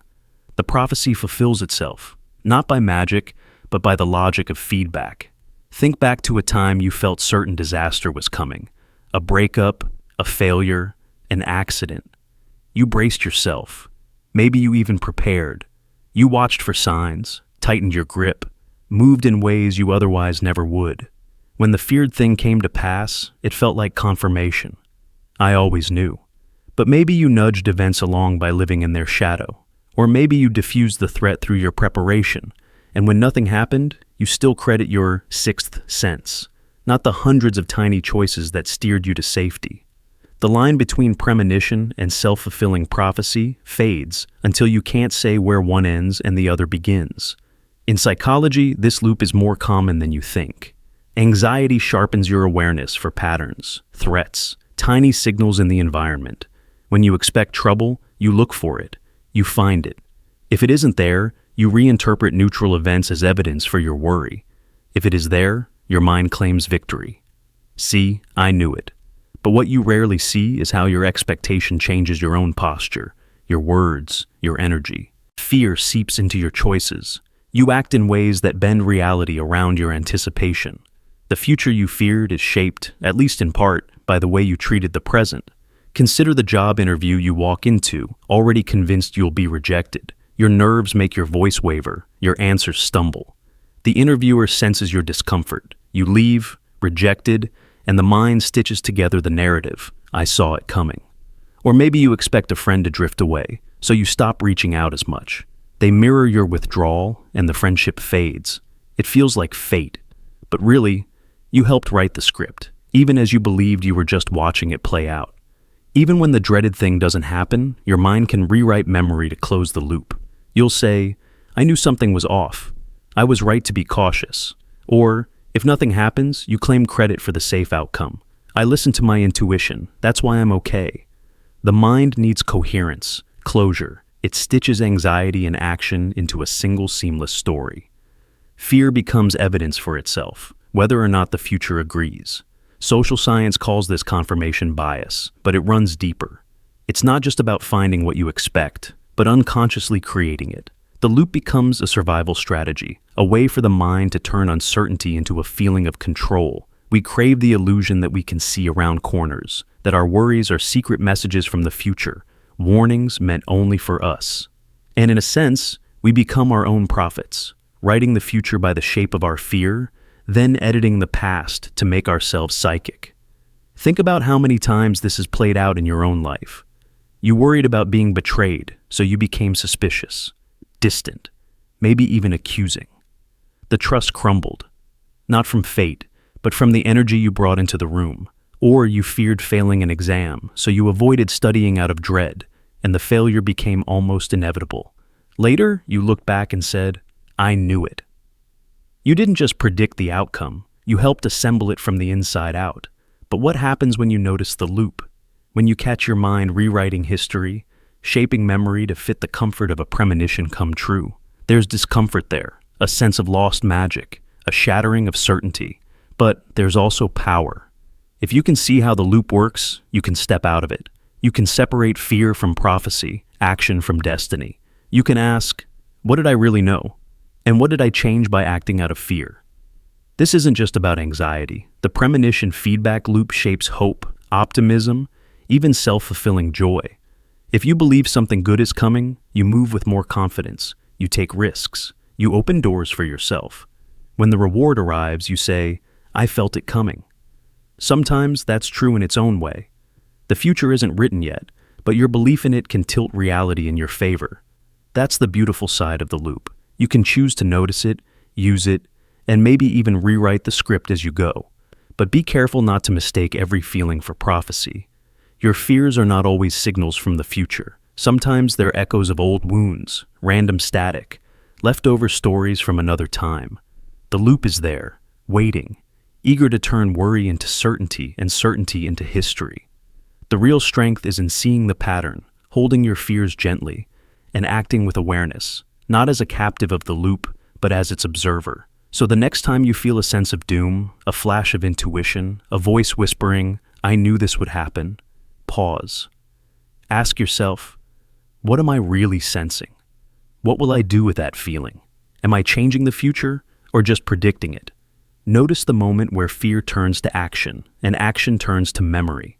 That's the premonition feedback loop, alive inside you, shaping your story from both ends, forever blurring the line between what you saw and what you made real. And if you can see it clearly, you are free, not from fear, but from the need to always believe it came from somewhere beyond you. Sometimes, you are both the dreamer and the dream, both the storm and the shelter, both the warning and the reason the warning comes true. The timeline fragment drift. There's a strange, haunting drift that creeps into your life without warning. You're certain you lived something. Maybe it was a moment of joy, a small disaster, a conversation that seemed to shape your world. But as time flows on, the anchor slips. The memory detaches from the calendar, floats outside the timeline.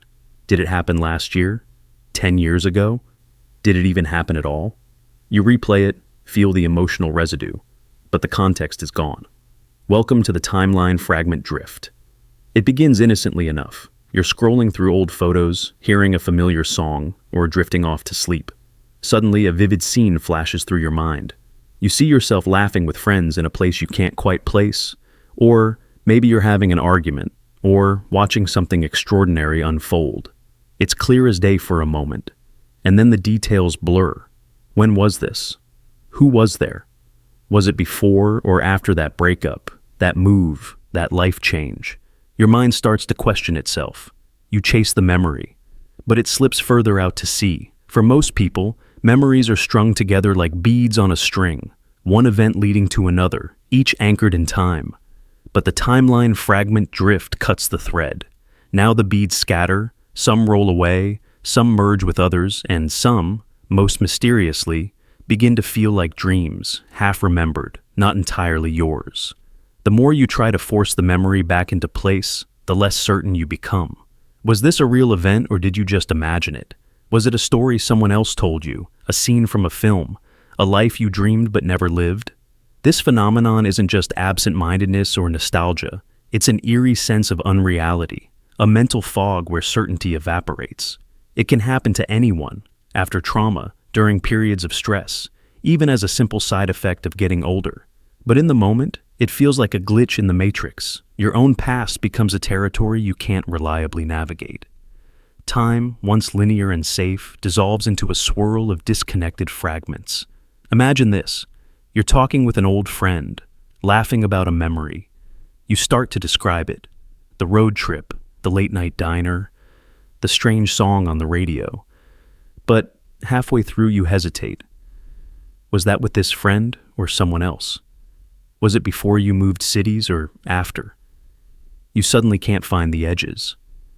Your friend looks confused, or maybe they laugh and say they don't remember. Now you're left alone with a memory that has no home, no date, no proof. It drifts. Or picture this. You recall a heartbreak, a specific moment when you realize something was over. You remember the tears, the place, the taste of regret. But as you reach for the context, what led up to it, what happened next, it slips through your fingers. You start to doubt the chronology. Maybe it wasn't that person. Or maybe the ending you remember is a patchwork from other stories, stitched together by the mind's need for closure. The past fractures into pieces, drifting like icebergs away from the mainland of your life. Science offers explanations, but none erase the weirdness. Our brains don't record memory like a camera. They rebuild, remix, and overwrite.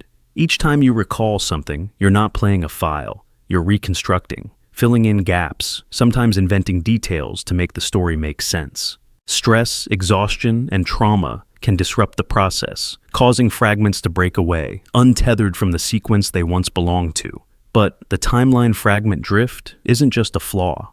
Sometimes it's a defense mechanism. The mind may loosen the anchors of painful events, letting them drift into dreamlike ambiguity so you don't have to relive them in sharp focus. Other times, it's the side effect of rapid change, when your life shifts so suddenly that the old timeline no longer fits the new one, and memories begin to scramble for a place to belong. It can also be beautiful. A childhood summer blurs into myth, a series of joyful moments that feel eternal, timeless, freed from the tyranny of dates and details.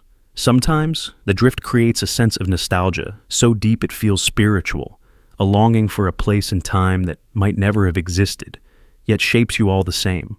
But mostly, it's unsettling. You start to doubt your own story.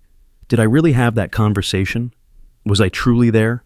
Or have I rewritten it so many times that it's only a fantasy?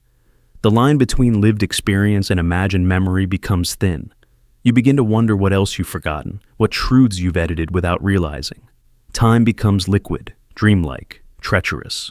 You might start searching for evidence, old journals, text messages, photographs, anything to ground the memory.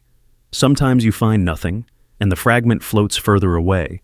Other times, you discover proof, and the relief is mixed with a strange sense of loss. Your memory was both real and unreal, both you and not you. The timeline fragment drift reveals how much of our identity is woven from stories we tell ourselves. When those stories lose their anchors, we feel adrift. Who are we if our memories can slip away, fracture, or mutate? Are we just the sum of impressions and fragments? Or is there something deeper, more enduring beneath the surface? Some people experience this drift more acutely. Those who've suffered trauma, those living with dissociation, those whose lives have been marked by upheaval or rapid change. For them, the past can feel like a shuffled deck, out of order, impossible to piece together. But everyone, at some point, encounters the drift. It's part of being human, part of the mind's imperfect dance with time. So, what can you do when the drift takes over? First, let go of the need for absolute certainty.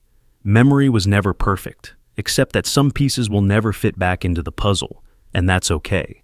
Let the fragments be what they are. Hints, feelings, colors without names. Focus on what you feel now, on the stories that matter most to you in the present. The timeline may not be linear, but meaning can still be found in the patterns, the echoes, the recurring themes. When the world feels dreamlike and the past drifts just out of reach, remind yourself that you're still here, still living, still building new memories, however fragmentary. The drift doesn't erase you. It just asks you to let go of the illusion of total control and to embrace the beauty and strangeness of a life that can't always be neatly mapped. Sometimes, the memories that shape us most are the ones that float, untethered, shimmering just beyond certainty. And if, in a quiet moment, you find yourself wondering whether something ever truly happened, let yourself feel the wonder and mystery of that question. Maybe reality is less about facts and more about the feelings that survive, even when time and memory lose their grip. In the end, you are the sum of your fragments, the drift, the gaps, the dreams, and the truths you carry forward, even if you're never quite sure where or when they began. The mental staircase trap, you walk away, the argument is over, the room is empty, but your mind is anything but silent. In the quiet that follows, you suddenly think of the perfect reply. A line so sharp, so precise, it would have ended the debate, won respect, reversed the outcome. But it's too late. The moment is gone. Still, that imagined reply grows louder, looping in your mind, repeating itself with slight edits and new twists, until it almost feels like you actually said it. This is the mental staircase trap, and it's one of the most haunting glitches in the architecture of human memory. The French have a name for it, l'esprit de l'escalier, or the wit of the staircase. It's the experience of coming up with the ideal response only after the conversation is over, when you're halfway down the stairs, out of earshot, powerless to change what's already passed. At first, it's just a pang, a little regret at your own silence, a wish that you could rewind time by 5 minutes, but your mind can't let go. You replay the scene again and again, rehearsing comebacks, reimagining your own words, polishing the moment until it sparkles with clarity and confidence. It becomes a private theater of revenge or redemption, except you are the only audience. But here's where the trap closes. The more you replay the scene, the more your memory shifts. You start to remember the argument not as it happened, but as you wish it had happened. The imaginary reply becomes part of the narrative, and after enough cycles, you can almost feel the satisfaction of having delivered it, even though you never did. This isn't just a harmless fantasy, it's your brain editing reality, stitching imagination and memory together until the boundary blurs. The real conversation fades, replaced by the version that redeems you. Why does this happen? At its core, the mental staircase trap is a coping mechanism for regret and powerlessness. When you walk away from conflict feeling unheard, unarmed, or misunderstood, your brain rebels against the finality. It tries to reclaim agency, to prove to itself that you could have won if you'd only thought faster. That imagined victory soothes the sting of humiliation, the ache of words left unsaid. But it also traps you in a loop, forcing you to relive the moment, to keep the wound open instead of letting it heal. The trap grows deeper in the age of digital life. Arguments don't end at the door. They live forever in texts, comments, messages. You reread what was written, crafting and discarding imaginary responses you'll never send. Sometimes you even type them out, then delete them, letting the fantasy play out in silence. Each draft is another step down the staircase, another rung in the loop, another chance to rewrite history without changing a thing. But the mental staircase trap isn't just about clever retorts. It's about the longing to be understood, the desire for control over your own story.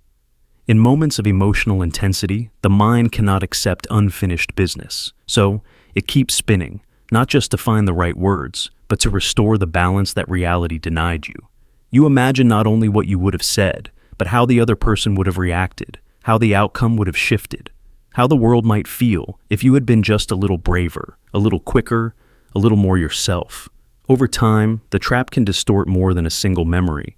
If you're not careful, you begin to rewrite whole chapters of your life, remembering yourself as cleverer, stronger, or more decisive than you were. You start to believe you always had the right answer, just at the wrong time. The gap between reality and fantasy grows wider, but the comfort is real, a bittersweet balm for wounds that never truly close. But there's a darker side. The mental staircase trap can also become a cage, fueling anxiety and regret. The more you obsess over missed opportunities, the more you fear the next encounter, the more you rehearse lines you'll never say. You become an actor trapped in endless rehearsals for a scene that will never come again. The present slips away as you chase a version of the past that never existed. Is there a way out? Maybe the answer is to recognize the loop for what it is. A glitch. A side effect of the mind's refusal to let go. Instead of fighting it, you can try to watch it with gentle curiosity, knowing that everyone stumbles on those stairs, everyone leaves words unsaid. Maybe the real courage is in accepting imperfection, letting the moment be what it was, and moving forward with the unfinished lines still echoing behind you. Because in the end, the perfect reply is always a fantasy, a ghost haunting the staircase, forever just out of reach. Real life is messy, unscripted, full of words you wish you'd said and silences you wish you'd broken. But that's what makes it real. And sometimes, the truest reply is not the one you think of after, but the one you choose to let go. So you leave the argument, and the loop begins. But maybe, just maybe, you can learn to hear the echo without letting it rewrite who you are.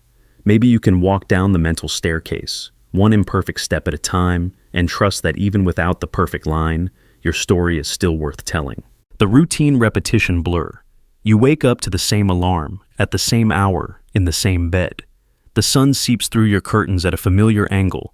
You brush your teeth with your usual hand, drink the same morning tea, check the same messages, slip on shoes in a ritual you could perform blindfolded. You step outside, and the road greets you with the same dull greeting. Traffic, streetlights, faces behind windshields, all merging into one indistinguishable blur. You're driving to work again on a day you can't name. Is this Tuesday? Thursday? The 20th time this month, or the 200th? This is the routine repetition blur, the phenomenon where life's unchanging loops erase the edges of experience, dissolving the texture of time until the past, present, and future smear together like wet paint on glass. At first, routine is comforting. It promises stability, a rhythm that holds your world together. Your mind can wander on the drive, autopilot engaged, hands and feet navigating the route while thoughts drift to other things. But the comfort has a dark side. The price of repetition is the loss of distinction. When every day feels the same, time itself loses its shape. Memories slide over each other, and you begin to forget not just the details, but the days themselves. Did I already have that meeting this week, or was it last week? Was it raining yesterday, or was that just a dream? The more you repeat, the more reality becomes a flat surface, smooth, unbroken, and impossible to grasp. Science has a name for this: habitualization or semantic satiation. The brain, craving efficiency, stops encoding repetitive experiences as unique memories. Your commute becomes a single file, overwritten day after day. You may drive the same route 1,000 times, but how many of those drives can you actually recall? Maybe the one time there was an accident, or the time you saw something out of place, a lost dog, a strange cloud, an unfamiliar song on the radio. The rest melt into a seamless blur, a background hum in the story of your life. It's as if time itself becomes less alive, less memorable, the more you repeat. This isn't just about driving. It's the reason weeks disappear in an instant when your life is routine, and why you feel disoriented at the end of a long stretch of sameness. College students, office workers, caregivers, retirees all know the strange emptiness of realizing a whole season has passed, and you have no way to distinguish one day from the next. It's why childhood summers felt endless, bursting with novelty, while adult years vanish in a blink. When life changes, time expands. When it repeats, time contracts, until it's nothing more than a textureless stretch, a carpet unrolling beneath your feet. This can be comforting, even meditative, in small doses. Routine protects us from chaos, anchors us in the familiar. There's a peace in knowing what comes next, in mastering the choreography of everyday life. But over time, the routine repetition blur becomes a kind of quiet erosion, dissolving your sense of self, or robbing you of the milestones that make you feel alive. The question, where did the time go, is not just a cliché. It's the echo of all the days that blurred together, lost because they were never truly lived. You may try to break the monotony, change your route, try a new breakfast, listen to a different playlist. For a day or two, the world feels sharper, brighter. But soon the novelty wears off, and the blur returns, because the brain's real enemy isn't the routine itself, but the absence of meaningful difference. If nothing matters, nothing is remembered. Your life is reduced to a loop, a cycle so smooth it leaves no fingerprints, no evidence you were ever here. There's a hidden danger in the routine repetition blur. It can disguise loneliness, depression, even the slow creep of burnout. People can live entire years inside this haze, going through motions, performing well enough to pass as present, but feeling hollow inside. They wake up one day to find that a whole chapter of their life is gone, unremembered, unlived. I feel like I've been asleep for years, they say, and it's not just metaphor. The brain, denied novelty, stops recording, turns down the volume, dims the lights, lets you drift. And yet, there's a strange kind of beauty hidden inside the blur. If you look closer, really closer, at the sameness, you might find tiny variations. The way sunlight hits a new crack in the sidewalk, the flutter of a bird on the wire, a fleeting smile from a stranger, a sudden shift in your own mood for reasons you can't name. These are the moments that break through the blur, that pin a day to the calendar of your mind. But you have to be awake to notice them, to step outside the loop, even for a breath. Some people rebel against the routine repetition blur by chasing novelty relentlessly, traveling, moving, changing jobs, seeking new experiences.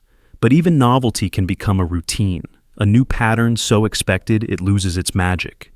The real challenge is not to escape repetition, but to learn to see inside it, to notice the texture beneath the surface, the details that give even the dullest day a pulse of meaning.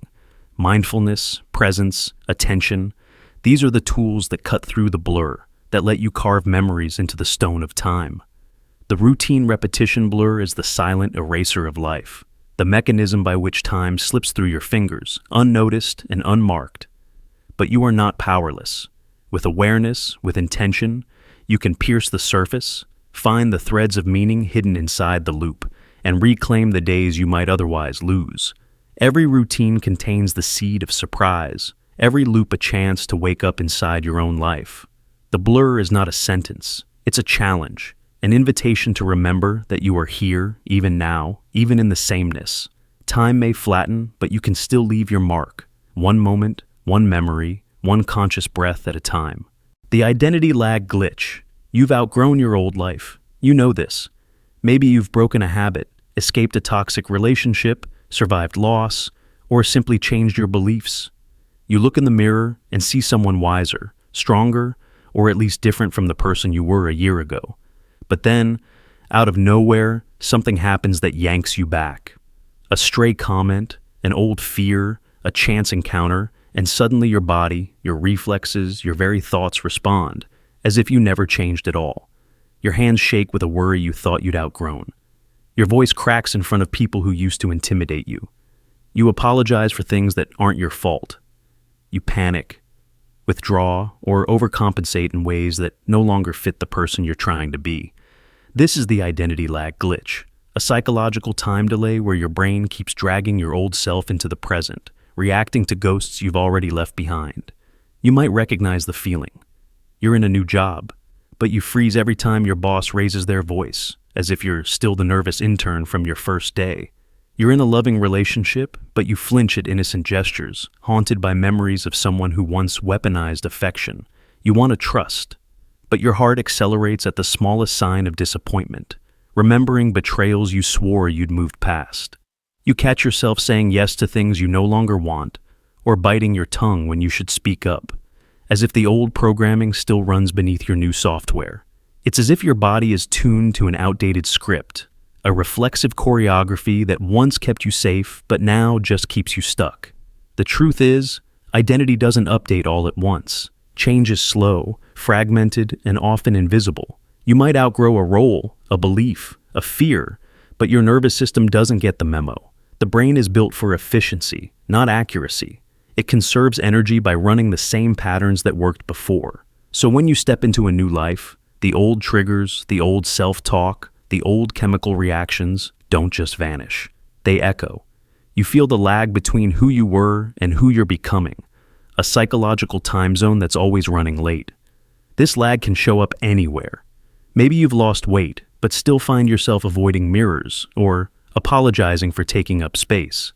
Maybe you've conquered your social anxiety, but your heart still races before every introduction. Maybe you've built confidence, but the voice in your head still whispers doubts that don't fit your current reality.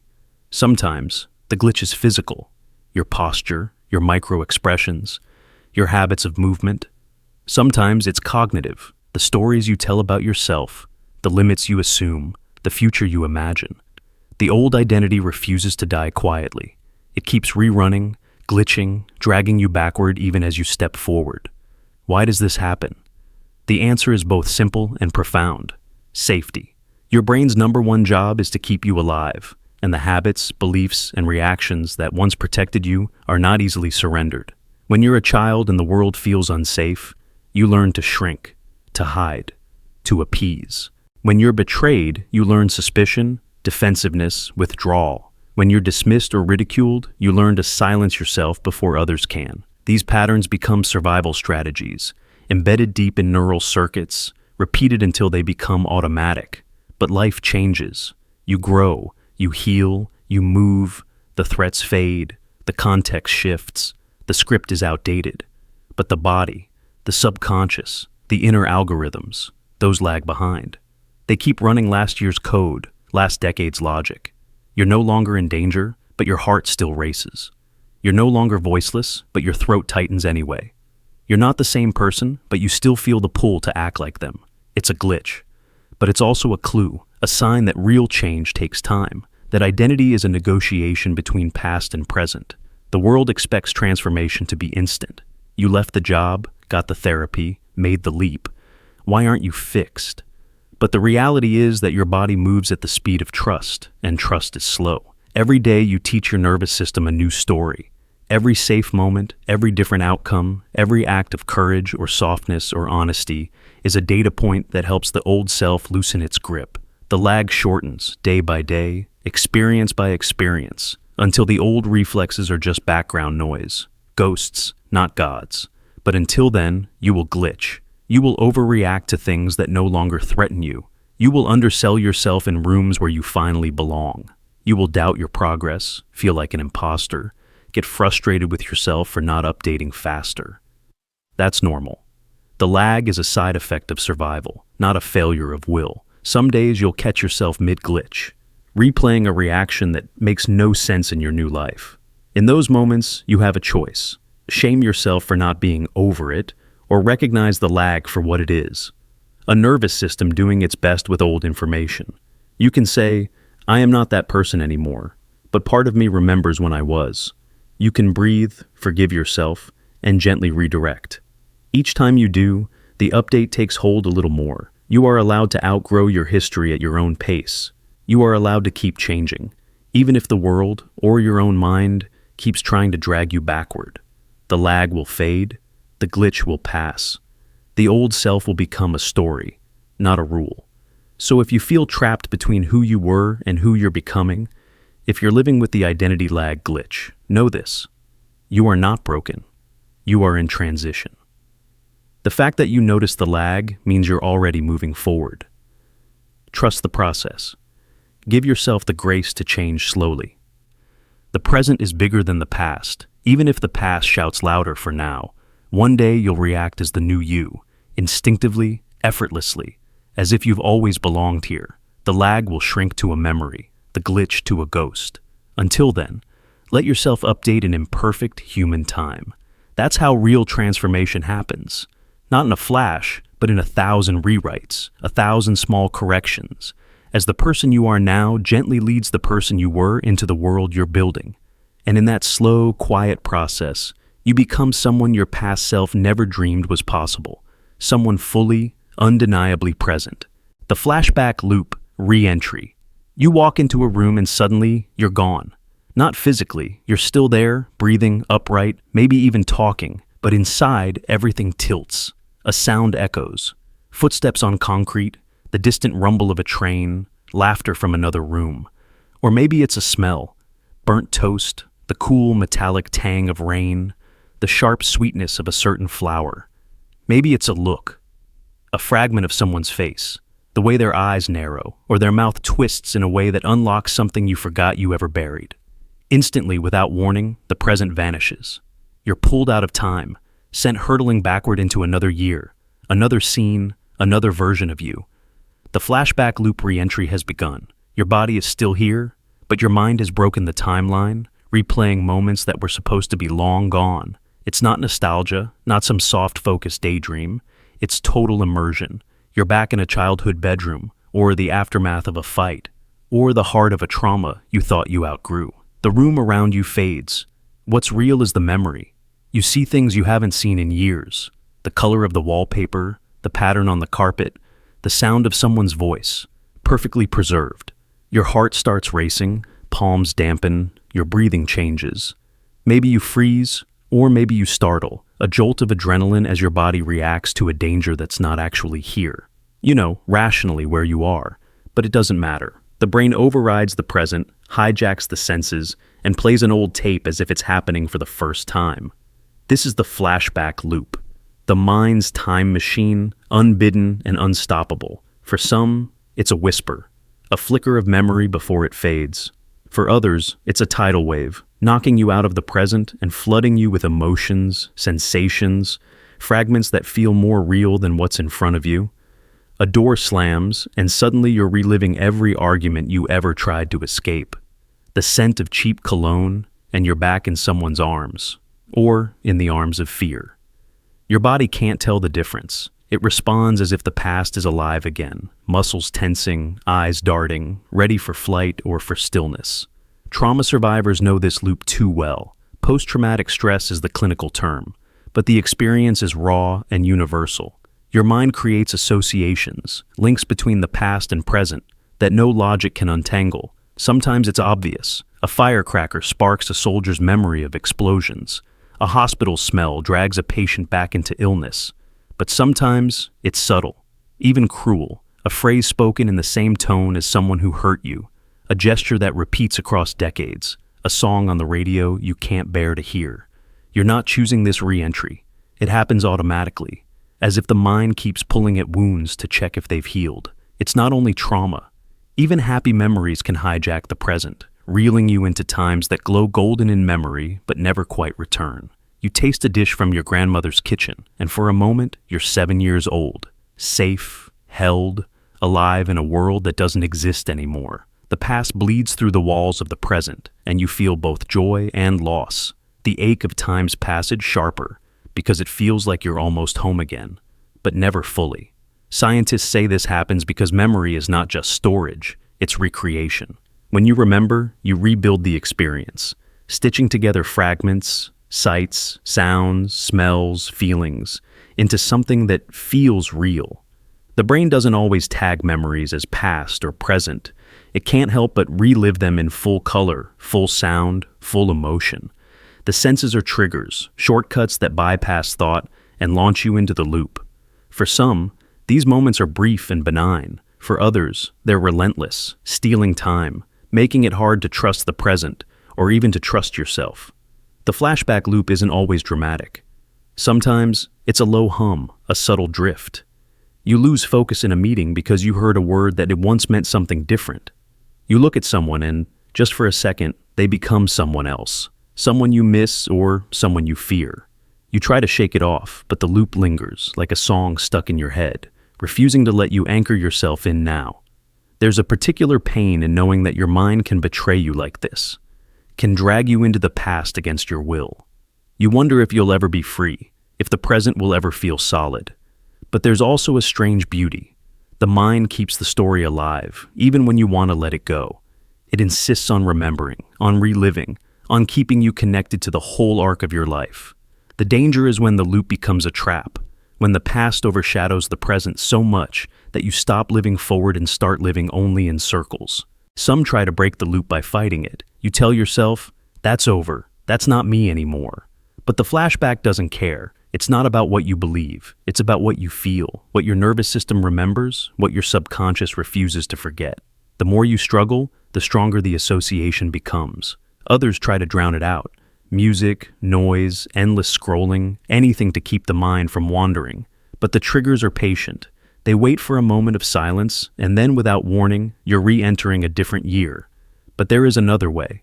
Instead of resisting, you can learn to notice, to anchor, to remind yourself gently that the memory is not the present. When the loop pulls you back, you breathe, name what's happening, and look for small signals that prove you are here and now. The color of the sky today, the feel of your feet on the floor, the sound of your own voice saying, I'm safe, I'm present, I'm okay.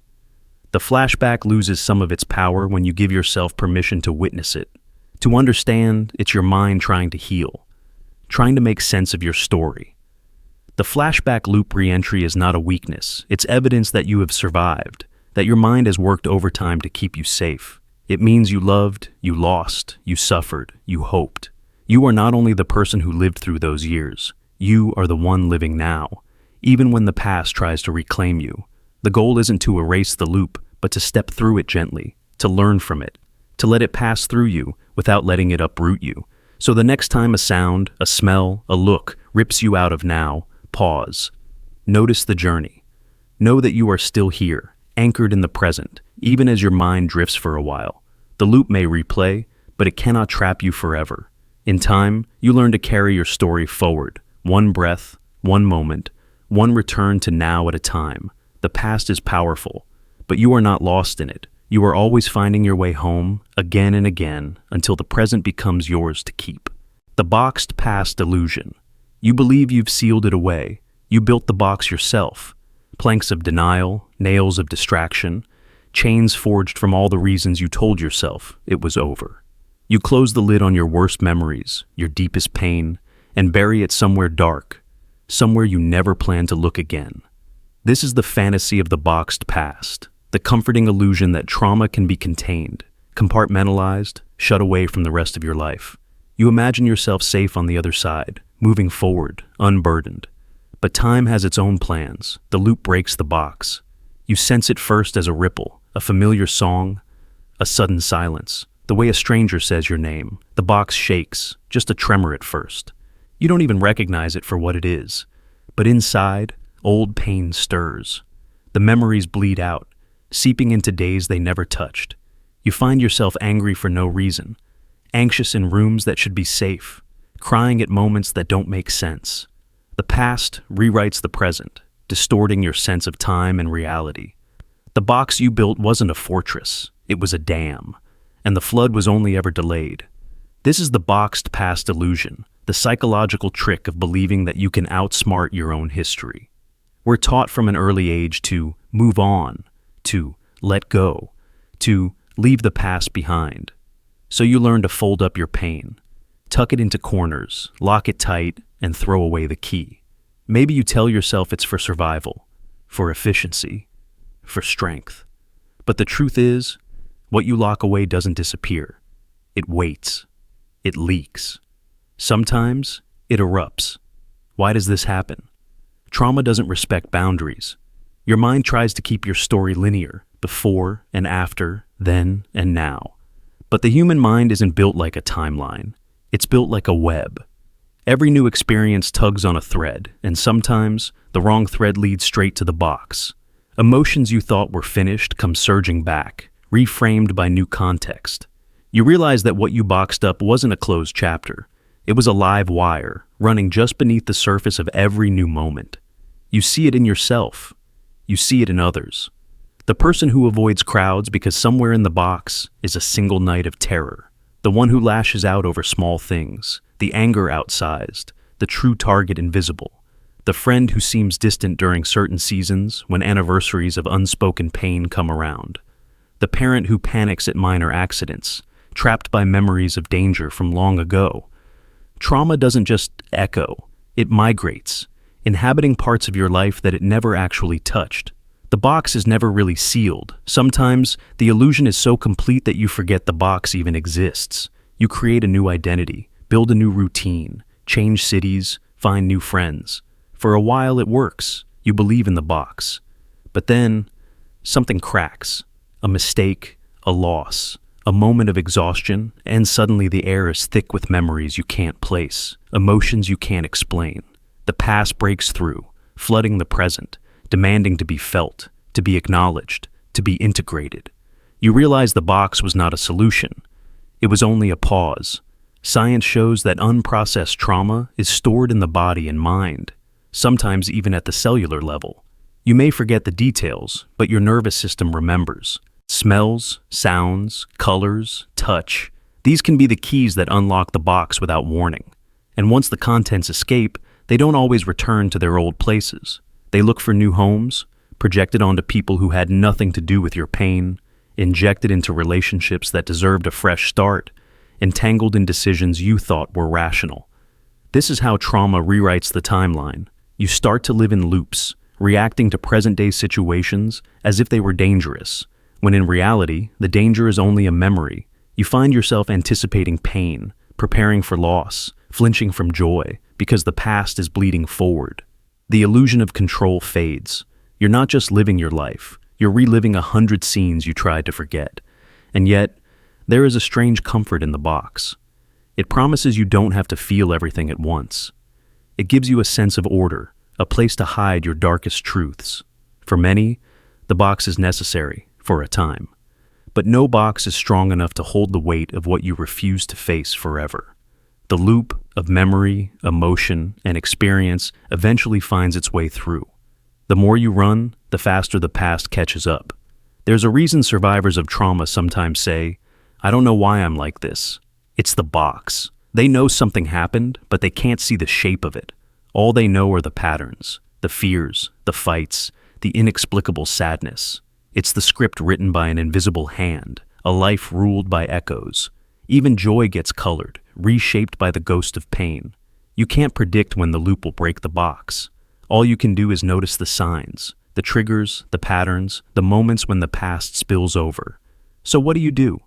The answer is neither to destroy the box nor to reinforce it, but to open it, slowly, safely, on your own terms or with help. To let the memories breathe. To allow yourself to feel, process, and eventually, to integrate the pain into the whole of who you are. The past won't ever vanish, but it loses its power when you let it be part of your story, instead of the hidden author behind every scene. The boxed past illusion teaches you that memory is not a vault, but a living process. You can't amputate parts of your life without changing the rest. The contents of the box want only one thing: to be seen, to be felt, to be woven into your truth. When you finally let them out, when you face what you boxed away, the timeline starts to heal. The loop is not broken. It becomes a spiral, moving forward, carrying the lessons of pain without being ruled by it. If you feel like your present is haunted by days the past never touched, know this: you are not broken. You are living proof that pain, when hidden, finds new ways to be heard. The box was an act of courage, but opening it is the truest act of healing. The illusion is powerful, but your truth, however jagged or painful, belongs in the light. And in that light, the past can finally stop leaking into the present. The loop finds its end, and you, at last, are free to live beyond the box. The memory repair error 0. You sit alone, replaying a memory that hurts. Maybe it's a betrayal, a mistake, or just a moment that haunts you, something you wish you could rewrite. You try to fix it, smoothing out the edges, altering details, searching for comfort in a narrative that doesn't sting so much. You run through the conversation in your head, imagining a version where you were braver, kinder, or simply luckier. You edit the faces, soften the words, rearrange the order of events. For a moment, it feels like relief, like healing. But the more you adjust the memory, the less it resembles what actually happened. Each fix creates a new distortion, and soon, the repair becomes the flaw. This is the memory repair error, a paradox deep in the code of consciousness, where every attempt to mend the past only pushes you further from the truth. It starts with good intentions. You think, if only I could remember it differently, maybe I could feel better about it. Maybe I could forgive myself, or forgive someone else. Maybe, with enough rewrites, the pain would fade and I could move on. But memory isn't a file you can open and edit without consequence. Every time you recall it, you don't just replay it, you rebuild it. Scientists call this reconsolidation.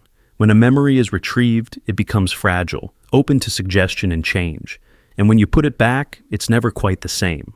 So you fix one detail, then another. Maybe you downplay your own mistakes, or exaggerate someone else's. Maybe you swap words or motives, erasing shame or guilt. Over time, the memory shifts, sometimes so gradually that you don't notice. It grows softer, safer, less real. But beneath the comfort, something is lost. The original event, the clarity of what really happened. Now you're left with a patchwork, a version stitched together from edits and afterthoughts, a self-protective myth. The fix is the flaw. The comfort is the distortion. Think about a painful breakup. The first memory is sharp, every word, every look, every ache preserved in detail. But as the years pass, you revisit it, trying to make sense of the loss. Maybe you imagine yourself walking away with dignity, or you recast the other person as more cruel or more innocent than they were. Each time you try to repair the pain, you introduce a new bias. After a while, you're not even sure which version is real. You might start to tell your friends a story about that day. A story that's been patched so many times that it's more fiction than fact. And yet, the fiction is what feels real now. This isn't just a quirk. It's how human memory works. We are not historians. We are editors, curators, survivors. The mind doesn't care about accuracy. It cares about coherence, comfort, and survival. And so, the more we try to fix what hurts, the more we risk losing the truth altogether. The original injury is replaced by the scar tissue of revisions. Sometimes, the repair error becomes obvious. You try so hard to justify an old mistake that you forget you ever made it. You change the sequence of events until you believe you were always the victim, never the perpetrator. You replay a memory until even you can't tell where the edits stop and reality begins. You become a stranger to your own past, and yet, the urge to repair is universal. No one wants to live with pain forever. We want to smooth out the harshness, to believe we could have acted differently. Some people even seek out therapy to rewrite memories, to reframe trauma. There's value in that, but there's also risk. The more you reframe, the more you drift from what actually happened. The fix becomes its own kind of wound, a distortion that won't heal. You see this in families too. Shared memories get debated, edited, argued over, until nobody can agree on the details. Each person has repaired the story in their own way, each version tailored for comfort or pride. The memory that survives is the one most people can tolerate, even if it's miles from the truth. Generations inherit the repair errors, mistaking the patchwork for the original fabric. On a larger scale, societies repair memories through history. We try to make the past bearable, rewriting dark chapters, erasing guilt, painting ourselves as heroes. But the more we fix, the more we distort. The fix becomes the flaw, myth replaces memory, and the truth becomes unreachable. Is there a way out? Maybe the answer is not to stop repairing, but to repair with humility, to accept that every edit is also a loss, every fix a new imperfection.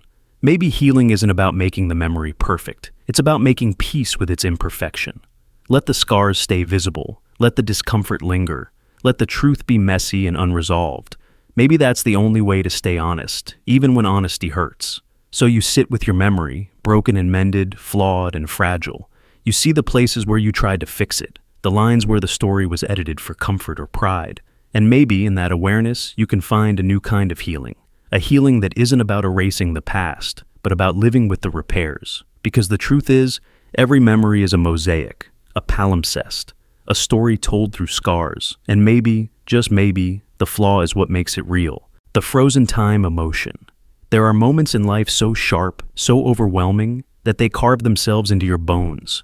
Maybe it was a betrayal that shattered your trust, a humiliation that burned so hot you thought you'd never recover, a loss so sudden it made the world stop turning. In that hour, maybe just a minute, maybe a few terrible seconds, one emotion struck you with such force that your entire nervous system locked up. Your body registered it like a trauma. Your mind marked it as a boundary you would never cross again. This is the frozen time emotion, the hidden moment that refuses to melt. The echo chamber, where a single feeling echoes through your life, sculpting every reaction, every relationship, every new beginning in its own cold image. Imagine being 8 years old and ridiculed in front of a classroom. Your cheeks burn, your vision blurs, your throat closes up. You don't cry. You freeze. Fight, flight, or freeze. And freeze is what you get.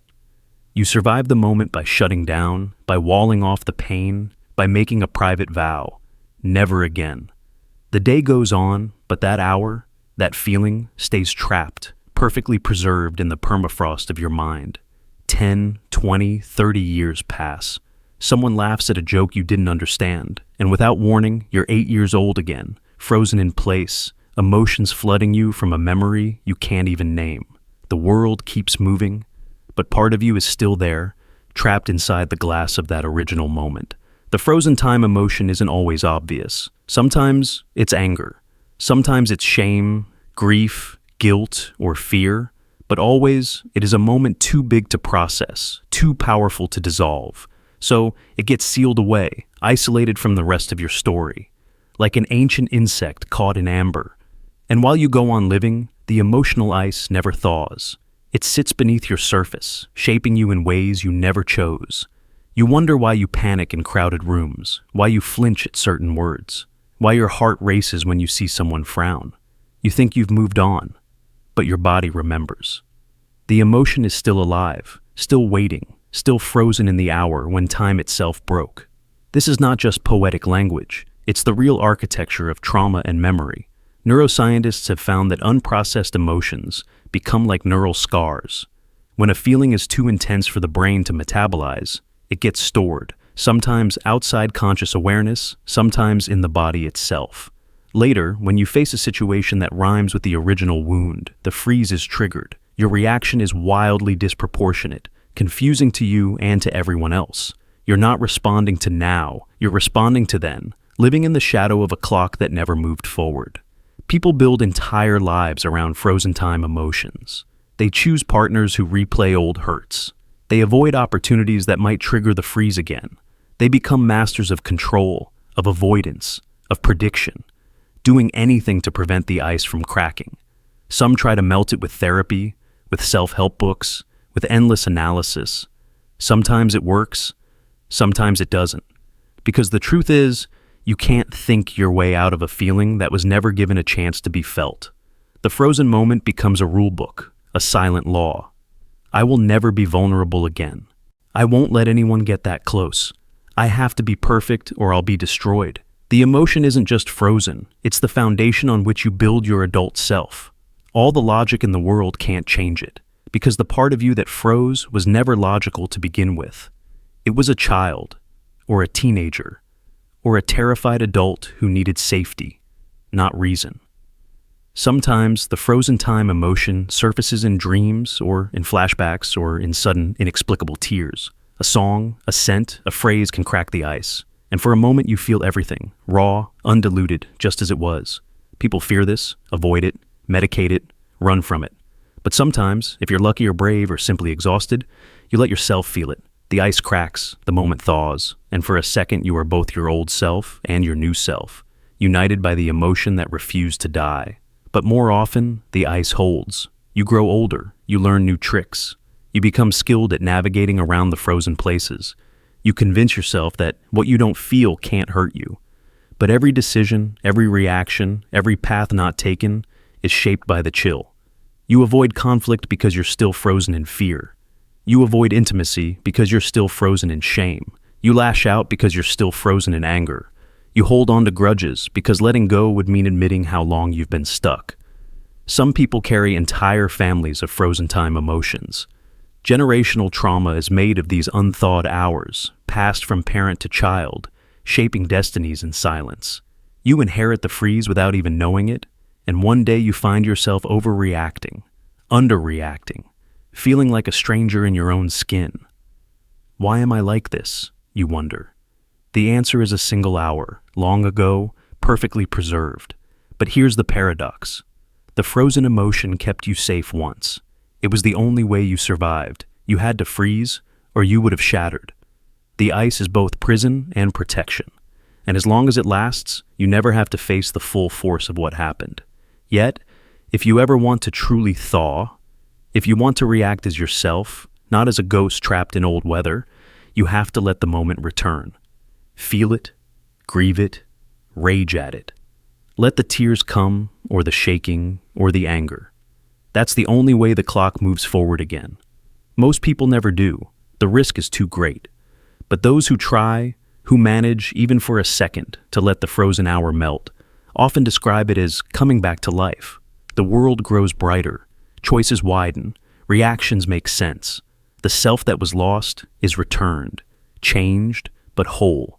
So if you find yourself stuck, locked in an emotion you can't escape, ask yourself, what hour am I still living in? What freeze is shaping my life today? The answer is never easy, but in seeking it, you open the possibility, however slim, that the ice can finally crack and time can begin again. The yesterday that persists. You wake to a new day, but it doesn't feel new at all. The sunlight is different, but the weight is the same. Yesterday's argument is still humming beneath your skin, shaping your words, sharpening your silences. You check your phone, you make your coffee, you try to brush off the residue of what happened. But the past has left a watermark on the present, a film you can't scrub away. You know time has moved. The clock says now, but you're still living in the echo of then. This is the yesterday that persists, when an old wound, a fight, a regret, or a loss survives the sunrise, stretching its shadow into every corner of today. Maybe it was a shouting match that ended in slammed doors and things you wish you hadn't said. Maybe it was a cold, simmering disagreement that never found words, just a look, a sigh, a lingering disappointment. Maybe it was a betrayal, a piece of bad news, a rejection, something that jolted your nervous system so hard that the aftershocks keep rattling you long after the moment passed. You tell yourself, it's over. But your body, your mind, your tone of voice all disagree. You replay the scene on loop, what you should have said, what you wish you'd heard, how it could have been different if only you'd been braver, softer, wiser, quieter. You try to move on. You bury yourself in work. You force yourself to smile. You go through the motions. But it's there, just beneath the surface, the tension in your jaw, the hesitancy in your words, the impulse to defend yourself against attacks that ended hours ago. You snap at someone for no reason, or you withdraw, hoping no one will poke the bruise. You misinterpret jokes. You miss cues. You see every interaction through the fog of unfinished business. The argument is over, but its energy has metastasized, infecting today's script. You're not reacting to what's in front of you. You're still fighting yesterday's battle with every word. This phenomenon isn't weakness, it's biology. The brain doesn't obey the calendar. Emotion doesn't reset with the clock. When something rattles you, really rattles you, your body encodes it as threat, unfinished business, unresolved pain. Your nervous system, built for survival, keeps scanning for danger. It assumes what hurt you once will hurt you again. So it stays alert, ready, tense. You want to step into today, but yesterday's alarm keeps ringing. You can't quiet the noise just because the world says, move on. Maybe you find yourself replaying the argument in the shower, rewriting the dialogue, searching for the perfect comeback that never came. Maybe you freeze, apologizing for things that aren't your fault, trying to keep the peace at all costs. Maybe you avoid the person who hurt you, or the person you hurt, hoping distance will dissolve the tension. But it lingers. The mind is a terrible cleaner. It hoards the mess, keeps it in sight, afraid that forgetting means exposing yourself to more pain. Some people live like this for years, every today colored by 100 yesterdays. Old wounds become filters. Past betrayals become assumptions. You react to the present as if it's just a sequel to the last crisis. You expect hurt, so you act defensive. You expect disappointment, so you preemptively retreat. You sabotage joy before it can arrive, convinced that what happened before is destiny, not history. You see patterns where there are only possibilities, reading the new day through the script of the old one. It happens in families. One bad fight can infect weeks of conversations, every meal turning into a minefield. It happens in relationships. A single moment of mistrust poisons the well, even when forgiveness is spoken. It happens at work. A criticism from a boss echoes in every task, shrinking your confidence, making you second-guess every decision. It happens in your own mind. A single regret, a single mistake, growing roots that burrow into the soil of all your future choices. Time moves, but the mind resists. The past becomes a parasite, feeding on the present. Why do we do this? Because unfinished pain demands attention. The mind is desperate for closure, for resolution, for a story that makes sense. But life rarely offers clean endings. Arguments fizzle instead of finishing. Apologies are never spoken.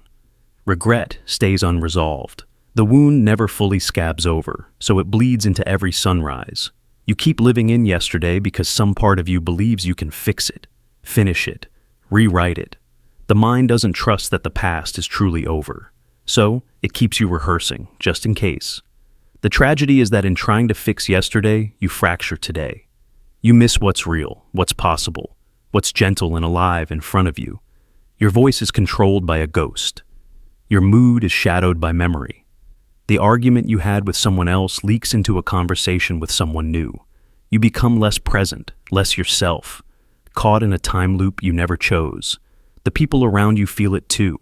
A tension, a withdrawal, a storm that never seems to pass. But here's the truth. You're not broken for living in the past. You're not weak for carrying the weight of what happened. You're human. Your brain wants safety, closure, and order. It wants to protect you from the shock of unresolved pain. The trick is not to shame yourself for being stuck, but to notice the pattern, gently, honestly, without judgment. To say, I am still hurting from yesterday and that's okay, but I want to live today. That moment of awareness is the beginning of release. You can't force yourself to forget, but you can learn to pause, to breathe, to check the facts. Is the threat real or just remembered? Is the pain still happening, or is it just echoing? You can practice bringing your mind back to now, back to what's in front of you, back to the new possibilities hidden in today's light. You can reach for gentleness, for curiosity, for forgiveness, first for yourself, then for others. It doesn't erase the past, but it opens the door for something new to enter. Some days, you'll still wake up in yesterday's grip. The argument, the loss, the regret will still be loud. That's okay. Healing is slow, non-linear, imperfect. Some days, the best you can do is to name the persistence, to say, yesterday is still here, but it's not all that's here. Each time you do, you weaken its hold. Each time you choose to act from today instead of yesterday, you reclaim a little more of your voice, your presence, your possibility. The yesterday that persists is not forever. With time, patience, and practice, the present grows stronger. You learn to carry the weight of the past without letting it dictate every step. You begin to hear your own voice beneath the echo. You begin finally to live in a day that belongs to you. And when that happens, when you catch yourself responding as the person you are now, not the person who was hurt before, you'll know. You made it. Time has moved, and now, finally, your mind is caught up. The fog-filtered hour. You remember being there. You know, without a doubt, that you sat in that room, walked through that door, lived inside that hour. You can recall the faint outline of the walls, the quality of the light, the weight of the air. But ask yourself, what really happened during that time? What words were spoken? What faces did you see? What did you feel as the minutes moved by? Suddenly, everything blurs. You reach back for details, but your mind gives you only fog, a soft-edged haze where memories should be. It's not like forgetting a fact or losing a name. It's like trying to hold water in your hands. The tighter you squeeze, the more it slips away. You were there, but the story is hidden. All you have left is the residue, a sense of presence, and the knowledge that something, once filled that hour. This is the fog-filtered hour. It's a space the mind creates to protect you, a soft curtain drawn over something too heavy, too strange, or too ordinary to process at the time. It might have been a moment of trauma, a shock, a confrontation you weren't ready to face. Or maybe it was just a stretch of empty time, boredom or loneliness so deep that the mind simply erased the specifics. Either way, your memory built a wall of fog, a defense mechanism older than language, a way of saying, you don't need to see this right now, you'll remember if and when you're ready. But now, when you look back, the story is missing its middle. You can tell others, I was there. But when they ask, what happened? You pause, searching for words that don't exist. You find yourself piecing together fragments. Was it raining? Was someone crying? Did you laugh, or did you freeze? Each time you revisit the memory, your mind tries to fill the gaps, reshaping the story in the darkness behind your eyes. You invent details, not to deceive, but to make sense of the void. The tale keeps changing. One day you're sure you left the house before the argument started. The next day, you wonder if you were standing right in the center of the chaos. Your mind edits, re-edits, layering new impressions over old absences, like an artist painting over a canvas, unsure of the original sketch beneath. It happens in moments of shock. After the car crash, you remember the sound of glass, the flash of light, and then fog. You're standing outside the car, safe but shaken, with no memory of crawling free. People ask, how did you get out? You can only shrug, caught in the empty space your brain left behind. Or maybe after a heartbreak, you recall the moment the words were spoken, the color of their shirt, the shape of their mouth, and then nothing. The hours after the goodbye are erased, protected by a fog so thick that only time, if anything, can thin it. Sometimes the fog rolls in for gentler reasons. Long stretches of childhood, years in a job you hated, the slow march through daily routines, all swallowed by mist.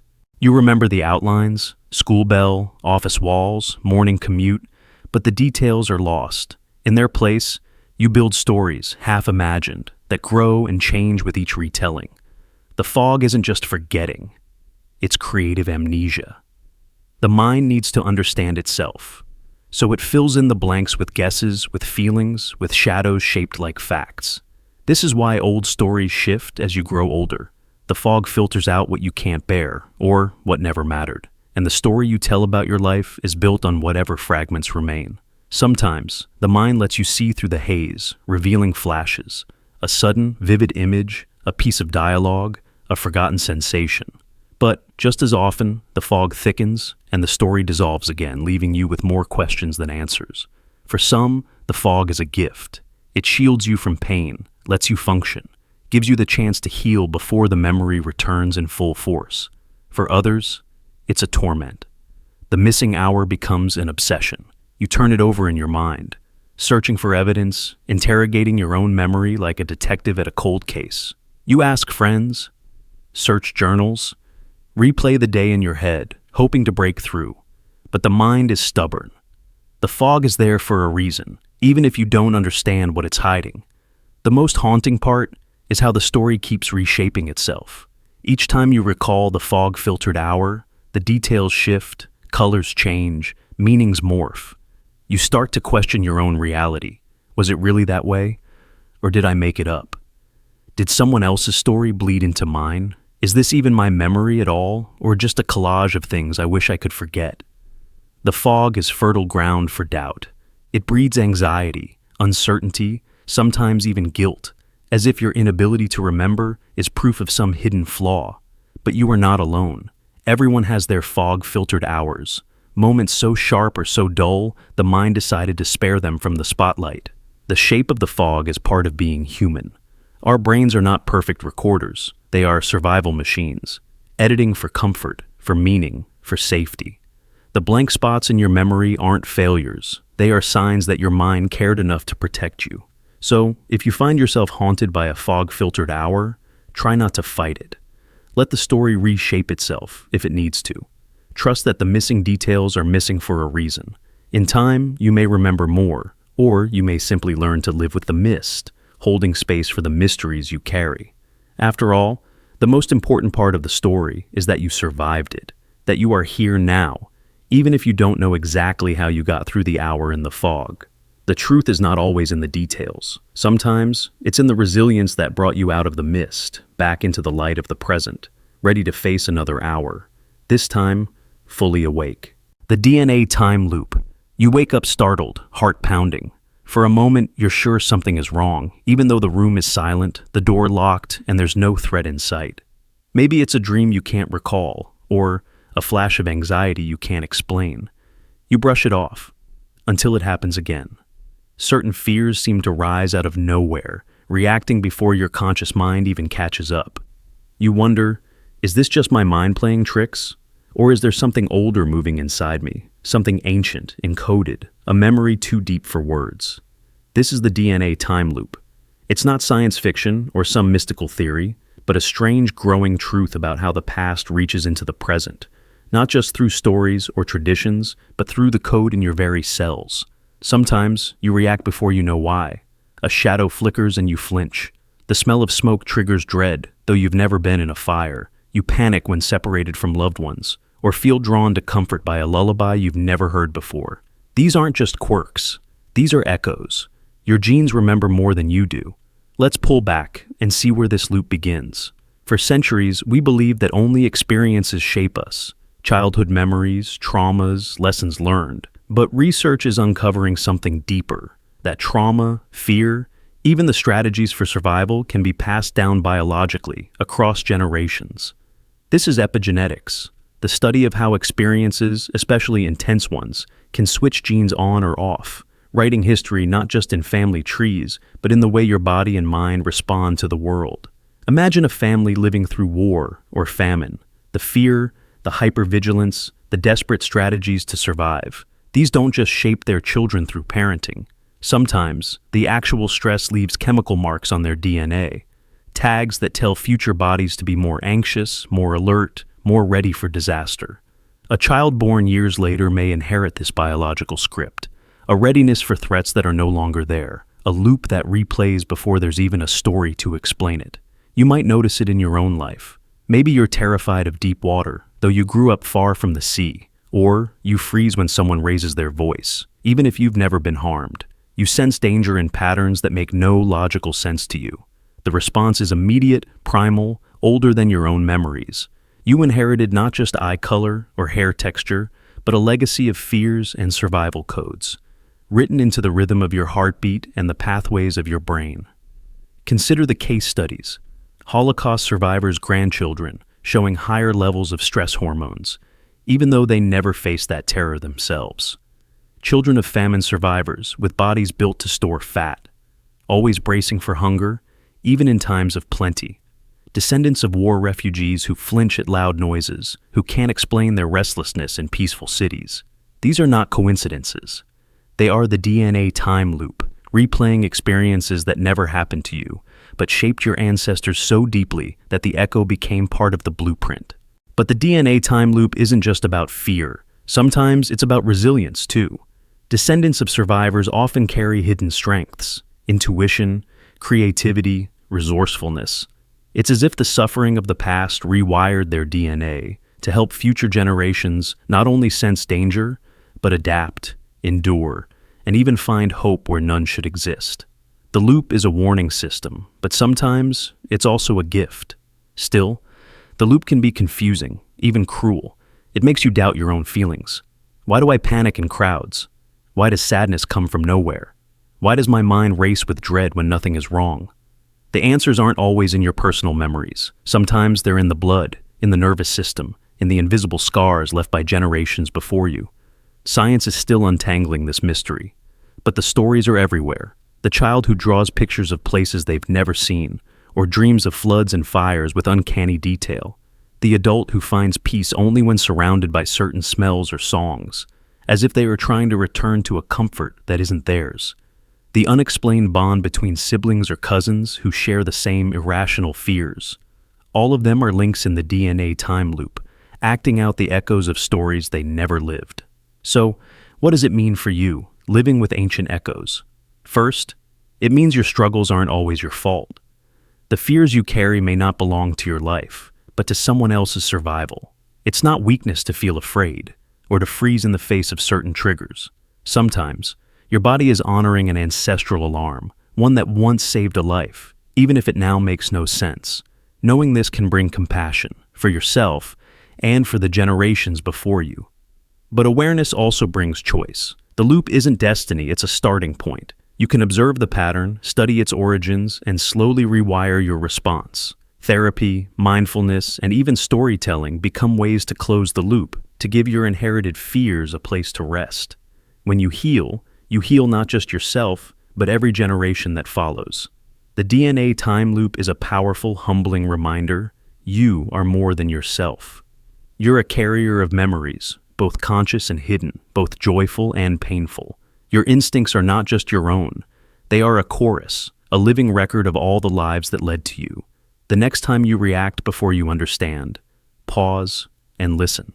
Ask if the echo is yours, or if it belongs to someone reaching through time. In this awareness, you might just find the freedom to write a new loop, one defined not by fear, but by understanding.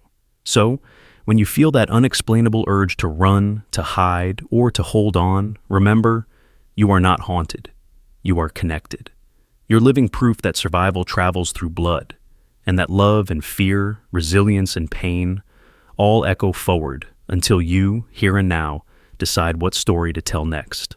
The simulated recurrence effect. You step into a room you've never seen before. The wallpaper is unfamiliar, the smell strange, the people unknown. Yet something in you stirs, a flicker of recognition, an unsettling certainty that you've lived this moment before. Maybe it's the cadence of a stranger's voice, a sequence of events, or the peculiar arrangement of objects on a table. It's not déjà vu. It's deeper, stranger. Your mind doesn't just whisper, "I remember this." It insists, "It's happening again," as if you're trapped in a secret loop only you can sense. But when you search your memories, there's nothing to find. That's the simulated recurrence effect, a phenomenon where your brain detects a pattern, sounds the alarm, and then loops an experience, warping your sense of time even when the place, people, and story are all new. What's actually happening here? It starts with the brain's obsessive pattern recognition. Human minds are designed to notice repetitions, shapes, words, faces, outcomes. In evolutionary terms, it's a survival mechanism. Spot the tiger in the same patch of grass twice, and you live to see another day. But in a world far removed from primal dangers, this ancient wiring sometimes backfires. You might walk into a new office, meet new colleagues, sit in a chair you've never seen, and suddenly, the mind lights up with the feeling of recurrence. Your senses scan the environment, hunting for clues, and any similarity, no matter how trivial, can trigger the loop. Maybe the rhythm of footsteps echoes a memory, or the way someone laughs syncs with a sound your brain filed away years ago. But this isn't just a fleeting mistake. The simulated recurrence effect has teeth. Once the loop begins, your perception starts to warp. Every new detail becomes evidence that it's happening again. The way a conversation unfolds, the glance exchanged, the tiny itch of anticipation that something is about to repeat. Your mind begins to predict what will happen next, often with eerie confidence. If events match your internal script, the illusion deepens. Even if they don't, your brain quietly edits the memory to fit the pattern, retroactively convincing you that you knew it was coming all along. Imagine you're at a new job, sitting through a meeting. The boss starts to speak, and your body tenses. You're sure this scenario has played out before. You anticipate the awkward pause, the inside joke, the unspoken tension. And when it arrives, your sense of reality doubles down. See? It's happening again. But logically, you know you've never been here, never heard these exact words, never sat in this chair. Your mind is not replaying the past, it's simulating recurrence. The feeling is so strong that you might leave the room disoriented, wondering if you're stuck in a time loop or if you've glitched through reality itself. The effect gets even stranger under stress or fatigue. When your brain is exhausted, its filters weaken. Patterns emerge where none exist. Suddenly, the argument you're having with a friend feels like every other argument you've ever had. Same themes, same triggers, same unsatisfying resolution. You tell yourself, this always happens, even if the details are wildly different. The recurrence isn't real, but it feels like a cosmic rerun, as if your life is stuck in syndication. What drives this? The simulated recurrence effect is rooted in the way memory and expectation collide. The brain can only process so much newness before it starts to anchor the unknown to something known. When reality is overwhelming or ambiguous, your mind craves predictability. It grabs onto the nearest familiar pattern, sometimes real, often imagined, and runs it like a mental program in the background. The script is so compelling that it becomes its own reality, overshadowing the actual uniqueness of the moment. There's a shadow side to this glitch. If you've experienced trauma or repeated loss, your mind may become hypersensitive to patterns, scanning the present for echoes of past pain. Every disappointment starts to feel inevitable, every joy tinged with the sense that it will fade, as it always does. The recurrence isn't happening in the world. It's happening inside you, a loop of anticipation and resignation that shapes how you see everything. Yet, not all recurrence is negative.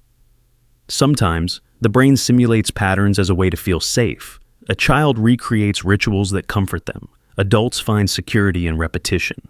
But in the simulated recurrence effect, the comfort slips away, replaced by an eerie sense of fate. You can't shake the feeling that you've lived this scene already, and that you'll live it again, no matter how much you try to break free. The digital world amplifies this effect. Social media algorithms feed you the same kind of content over and over. You see the same news, the same arguments, the same memes, until every day feels like a rehash of the one before. Your brain, primed for pattern, starts to believe in the illusion. It's all happening again. Even novelty becomes a simulation, another cycle in the loop. So, how do you escape? The answer may not be to escape at all, but to recognize the loop for what it is, a glitch, a side effect of a brain designed to find order in chaos. When you sense the recurrence, pause and ask, what's really repeating and what's new? What's the pattern and what's the noise? Can you let the moment be strange, unpredictable, unanchored from your private script? The simulated recurrence effect is a reminder that you're both the author and the reader of your life. Your brain will try to write you into a loop, to find safety in repetition, to explain the unknown with echoes of the known. But the world is stranger, wider, more surprising than any pattern you bring to it. Even if the glitch returns, even if the loop tightens, you can choose to notice what's real, what's new, what's never happened before. Because sometimes, the only way to break the simulated recurrence is to let yourself be lost in the moment, trusting that the unfamiliar is not a glitch, but an invitation to wake up, to begin again, to live outside the loop. The closure loop delay. You don't move on just because time passes. People say it's over, the calendar says it's done, but your mind doesn't care about dates. Healing isn't a schedule. There is no alarm that rings to tell you, it's time to let go now. You move on when your mind finds the exit, but sometimes that exit never comes. Or worse, it loops back on itself, endlessly out of reach. This is the closure loop delay, a quiet trap where the past repeats inside you, long after the world thinks you should be free. Maybe you lost someone, a friend, a lover, a version of yourself. People offer their rehearsed wisdom. Time heals all wounds. You'll feel better soon. Just keep busy. But for you, time is elastic. Some days the pain is a faint ache, almost gone. Other days, one small memory, a song, a smell, a glance at an old message rips the wound open again, as raw as day one. The mind wants closure, but it doesn't obey the clock.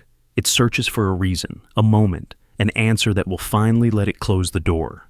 But instead of finding the exit, you circle back, replaying old conversations, re-examining every choice, searching for a point where you could have changed the outcome, as if the loop itself will eventually become the solution. It's the reason you replay arguments in the shower, or invent the perfect response weeks after the moment has passed. It's why you read old texts, stare at photos, revisit places that once felt safe. Your mind is stuck, cycling through memories like a tape that refuses to end. Even when you want to let go, a part of you is convinced that somewhere, hidden in the details, is the answer. The magical sentence, the lost truth, the single act that will finally free you. You chase it, but the loop just widens. Closure, in this loop, is a mirage, visible, even logical, but always out of reach. You try to distract yourself. Work, friends, noise, a scroll of endless images, but still the past circles you like a predator. The mind is built for pattern and meaning. It can't let go of a story without an ending. It wants to know, why did it happen? What did I miss? What should I have done differently? Each attempt to move forward is sabotaged by the mind's need for resolution. Even sleep offers no escape. You dream of unfinished business, conversations that never end, doors that never close. You wake exhausted, still searching for the exit, still lost in the loop. Sometimes the people around you get impatient. "Aren't you over it yet?" they ask. They don't see the invisible repetition, the nightly replays, the constant recalculating of if, when, how things might have turned out differently. You try to explain, but it sounds simple, even childish. Like you're clinging to the past for no reason. But it isn't that simple. Closure isn't a choice. It's a circuit in the mind, waiting for a signal that never comes. The more you want to move on, the more you notice how stuck you are, and the frustration turns inward, amplifying the loop. There are days when you almost escape. Maybe you laugh with friends, or lose yourself in music, or even feel hope again. But then something pulls you back. A memory, a detail you'd forgotten. A reminder that the story hasn't ended inside you. The mind snaps back to the loop, desperate to find the missing piece. You wonder if you're broken, or if everyone else is just pretending. But the truth is universal. Everyone has a story that didn't end cleanly, a pain that doesn't follow the rules, a part of themselves that loops back for another round. Therapists call this rumination.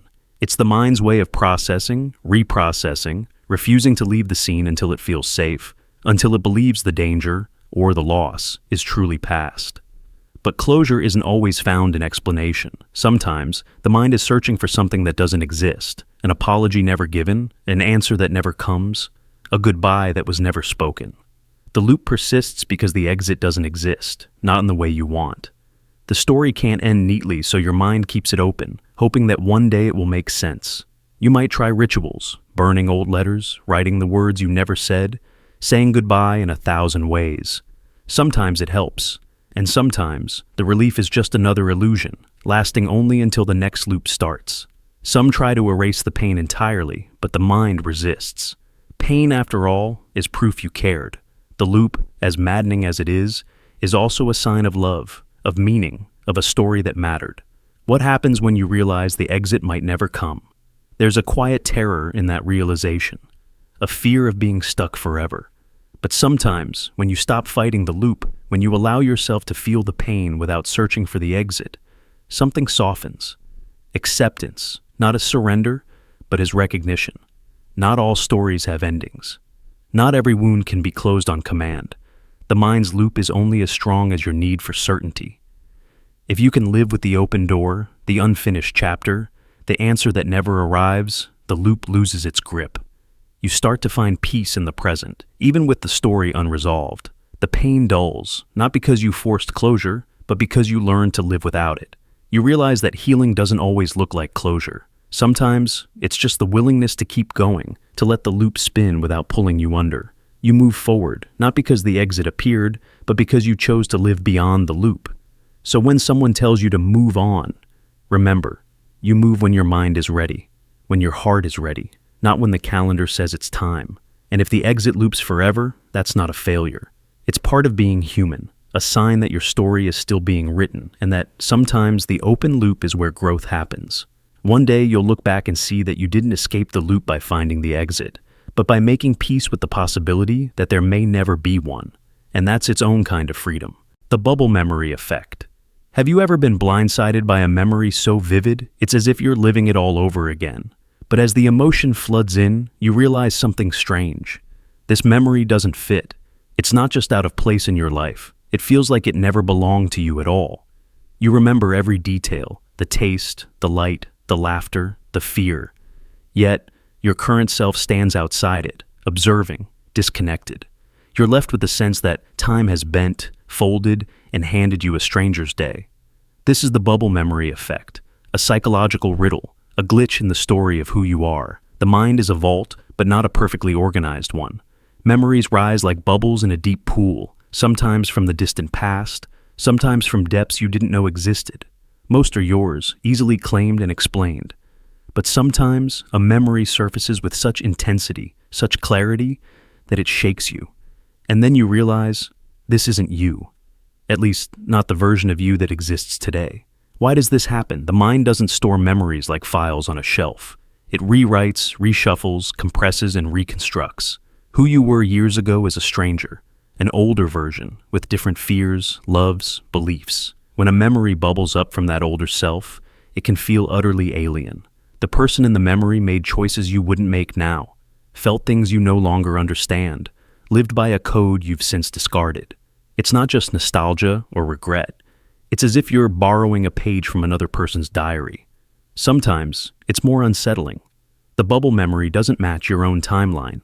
Maybe it's a childhood scene you can't place, a fleeting feeling that belongs to another era, another town, another set of rules. Or it's a memory that seems to come from nowhere. A face you've never seen, a room you've never entered, a fear that doesn't trace back to any real event. For a moment, you wonder, is this my mind inventing stories? Or did I somehow absorb someone else's pain, someone else's hope? Science gives us partial answers. The brain is a master of simulation. We take in stories from parents, friends, films, and books. The emotions they stir can be just as real as those anchored in direct experience. Sometimes, through empathy or repeated exposure, your brain adopts these stories as its own, rewriting your sense of self, injecting vivid stranger memories into your inner narrative. It's also possible that trauma, repression, or even dreams can twist real events into unfamiliar forms, turning your own history into a surreal foreign film. But there's another layer.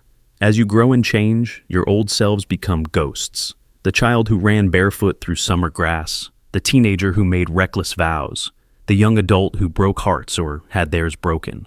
They all live inside you, but at a distance. When a bubble memory rises, it can feel like eavesdropping on someone else's life. You don't recognize your own motives, desires, or reactions. The memory floats, sealed off by the years, vivid and raw, but fundamentally separate.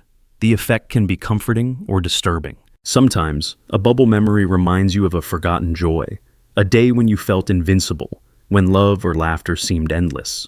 You marvel at the boldness or innocence of your younger self.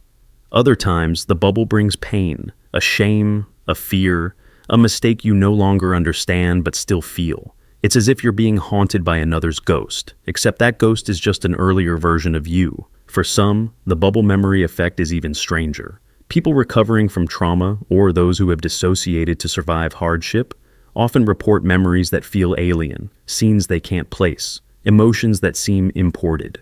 These memories may be real, but they were experienced from a state so different from the present that they feel as if they belong to someone else entirely. Sometimes, people experience so-called ancestral memory, where stories passed down from family blur with their own. The line between history and experience gets thin. But even in everyday life, this effect is universal. Your mind is a time machine, but it's a faulty one. When you remember, you aren't traveling back. You're reconstructing, building, updating. Each time you access a memory, it changes, drifts, shifts in color and detail.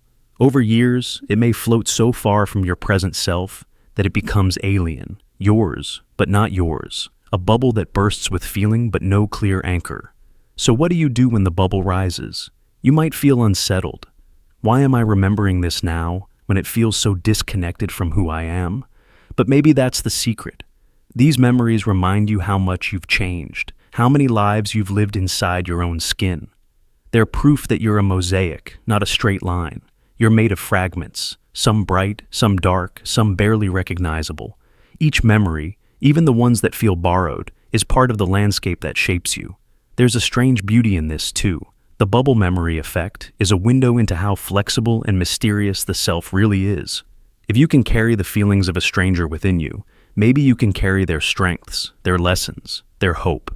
Maybe you can forgive the past more easily, knowing that the self who stumbled or hurt was not the same as the self who remembers. Or maybe the bubble memory is an invitation to curiosity, to compassion, to wonder. The mind is not a prison, it's a sea. Memories rise and fall, some ours, some borrowed, some impossible to pin down. When the next bubble floats up, vivid, raw, familiar but alien, let it wash over you.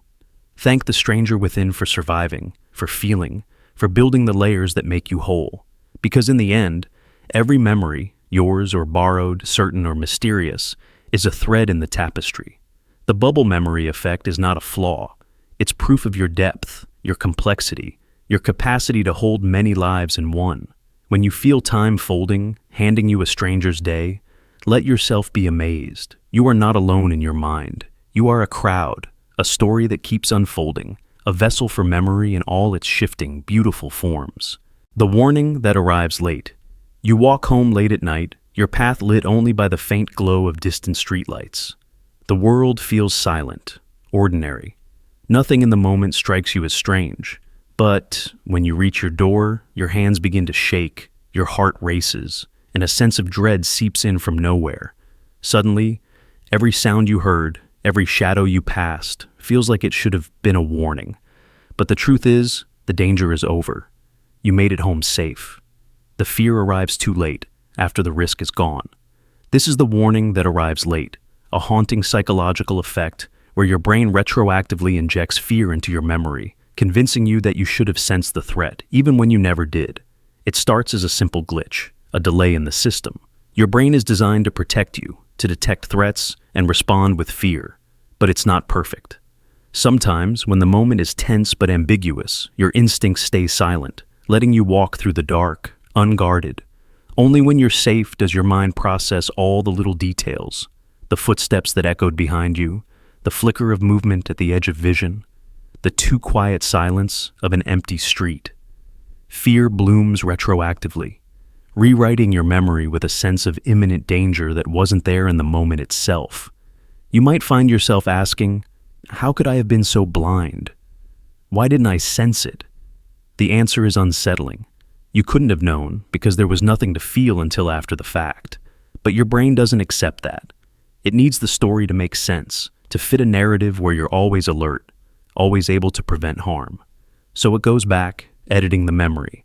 Now, what was once just a harmless walk home becomes a sequence of near misses and unheeded warnings. The ordinary becomes ominous in hindsight. This isn't just a trick of the mind, it's a fundamental survival strategy. Your brain learns best from mistakes, from the times it missed a threat. To avoid making the same error again, it amplifies the memory with fear, hoping you'll be more cautious next time. But the cost is a kind of self-accusation. You remember yourself as careless, naive, or foolish, even though you simply didn't know. You start to mistrust your own instincts, second-guessing every choice, haunted by the fear that you missed something obvious. Think of the stories you hear from people who survive disasters. A car accident, a fire, a crime. They often say, I knew something was wrong, or I had a bad feeling. But often the feeling came only after it was over. The brain rewrites the timeline, making the warning seem earlier, sharper, more actionable. This isn't a lie, it's a side effect of how memory, fear, and self-preservation are tangled together. You want to believe you can protect yourself, so you recreate a past where you saw the signs. The late warning becomes the illusion of foresight, even though it was never really there. This effect can haunt you for years. You replay the memory, searching for clues, blaming yourself for missing the danger. Every retelling adds new layers of fear, making the memory sharper and more painful.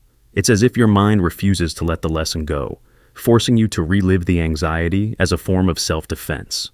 But in reality, you were just living, moving through the world as best you could, with the information you had. There's a larger cost to this glitch. The more your brain rewrites the past with fear, the harder it becomes to trust the present. Ordinary moments start to feel suspicious. Innocent people become potential threats. Your sense of safety erodes, replaced by a low, persistent anxiety. The world feels rigged with hidden dangers, and you become hyper-vigilant, looking for signs that aren't really there. The late warning, meant to protect you, starts to trap you in a state of perpetual worry. But there is a way through. The key is to recognize the glitch for what it is, an imperfect adaptation, not a personal failure. When you catch yourself rewriting the past, ask, was the danger real, or am I editing the memory after the fact? Did I truly feel afraid in the moment, or am I borrowing fear from the future to make sense of the past? Let yourself feel compassion for the version of you who didn't know, who couldn't have known, who simply lived without fear until it was safe to feel it. Sometimes, the only warning you will get is the one that arrives late. It's not proof of weakness or ignorance. It's proof that your mind is still learning, still adapting, still trying to keep you safe, even if it's a little too late. Accept the fear, learn the lesson, but don't let the retroactive warning rewrite your sense of self. You survived. That's enough. And maybe, just maybe, the next time you walk home in the dark, you'll trust your instincts. But forgive yourself if you don't. Because being human means not knowing until it's over, and learning to live with the warnings that come after the fact. The untriggered alarm loop. You're sitting quietly, maybe watching TV, folding laundry, or just gazing out the window. The air is still. Nothing stirs, nothing breaks the silence. No shouts, no threats, no warning. And then, without the slightest provocation, it happens. Your chest tightens, your heart pounds. Adrenaline floods your veins. Your breath catches on an invisible hook. It feels as if a siren is blaring inside you, as if danger is pressing in from all sides. But there's no threat, no reason, no cause, just a body in panic, a mind searching frantically for something to explain the terror. This is the untriggered alarm loop, a glitch in the brain's survival system where the echoes of an old threat invade the calmest moments, looping panic into peace and rewriting your sense of safety into a feeling of danger that doesn't belong. It's a paradox that baffles and frustrates anyone who's lived it. Your rational mind knows you're safe. You check the room, check the locks, check the clock. Nothing's wrong. But your body refuses to believe it. The terror is real, physical, undeniable. You're not imagining it. You're enduring it. This is not a gentle anxiety or a passing worry. This is full-body panic, unmoored from context, as if your nervous system pressed play on an emergency recording from years ago and cranked up the volume until you can't think, can't reason, can only ride out the storm. The origin of the untriggered alarm loop lies deep in the survival machinery of your brain, the amygdala, the hippocampus, the web of neurons that evolved to detect threats and prepare you for fight or flight. When you were in real danger, these systems kept you alive. They learned to spot patterns, to connect context and consequence, to flood your body with energy at the slightest hint of threat. But the system is not perfect. Sometimes, a trauma from the past leaves an imprint, a loop in the code, a reflex that gets stuck in replay mode. Instead of waiting for a real trigger, your body replays the old alarm at random, as if the danger is always lurking, just out of sight. This is how time itself gets bent. The untriggered alarm loop is a collapse of past and present, a folding of memory into the now. Your body reacts as if the threat is here, because somewhere inside, the past is not finished. It isn't memory anymore. It's experience, still happening, looping through your nervous system with the power to override logic, comfort, even reality itself. You're not anxious about nothing. You're anxious because your body can't tell the difference between then and now. The loop has no off switch, and each time it runs, it teaches your system to expect danger even in peace. This is why a peaceful moment can feel more dangerous than a chaotic one. When things are calm, your guard drops, your vigilance slips, and suddenly the loop seizes control. The mind hates uncertainty, so it tries to make sense of the panic. Did I forget something? Am I in trouble? Is someone about to get hurt? The feeling colors everything. Even memories of calm become suspicious. The once safe living room, the once welcoming sunrise now seem haunted by invisible threats. The loop rewrites reality, layering dread onto comfort, until even safety itself becomes a source of anxiety. This isn't just psychological, it's physiological. Chronic panic loops reshape the brain, making the alarm system more sensitive, more hair trigger, more easily activated. The threshold for danger drops until almost anything, a scent, a silence, a fleeting thought, can set it off. But sometimes, there's not even a whisper of a trigger. The loop runs anyway, pure and causeless, a ghost in the machinery. People trapped in the untriggered alarm loop often live with a sense of alienation from their own bodies. Why am I like this? What's wrong with me? The hardest part is the sense of betrayal, your body turning on you, your mind inventing threats that aren't there. Others may not understand. They say, just calm down, there's nothing wrong. But they can't feel the terror, the pounding heart, the sweat, the urge to flee. The alarm is real and it leaves a scar every time it runs.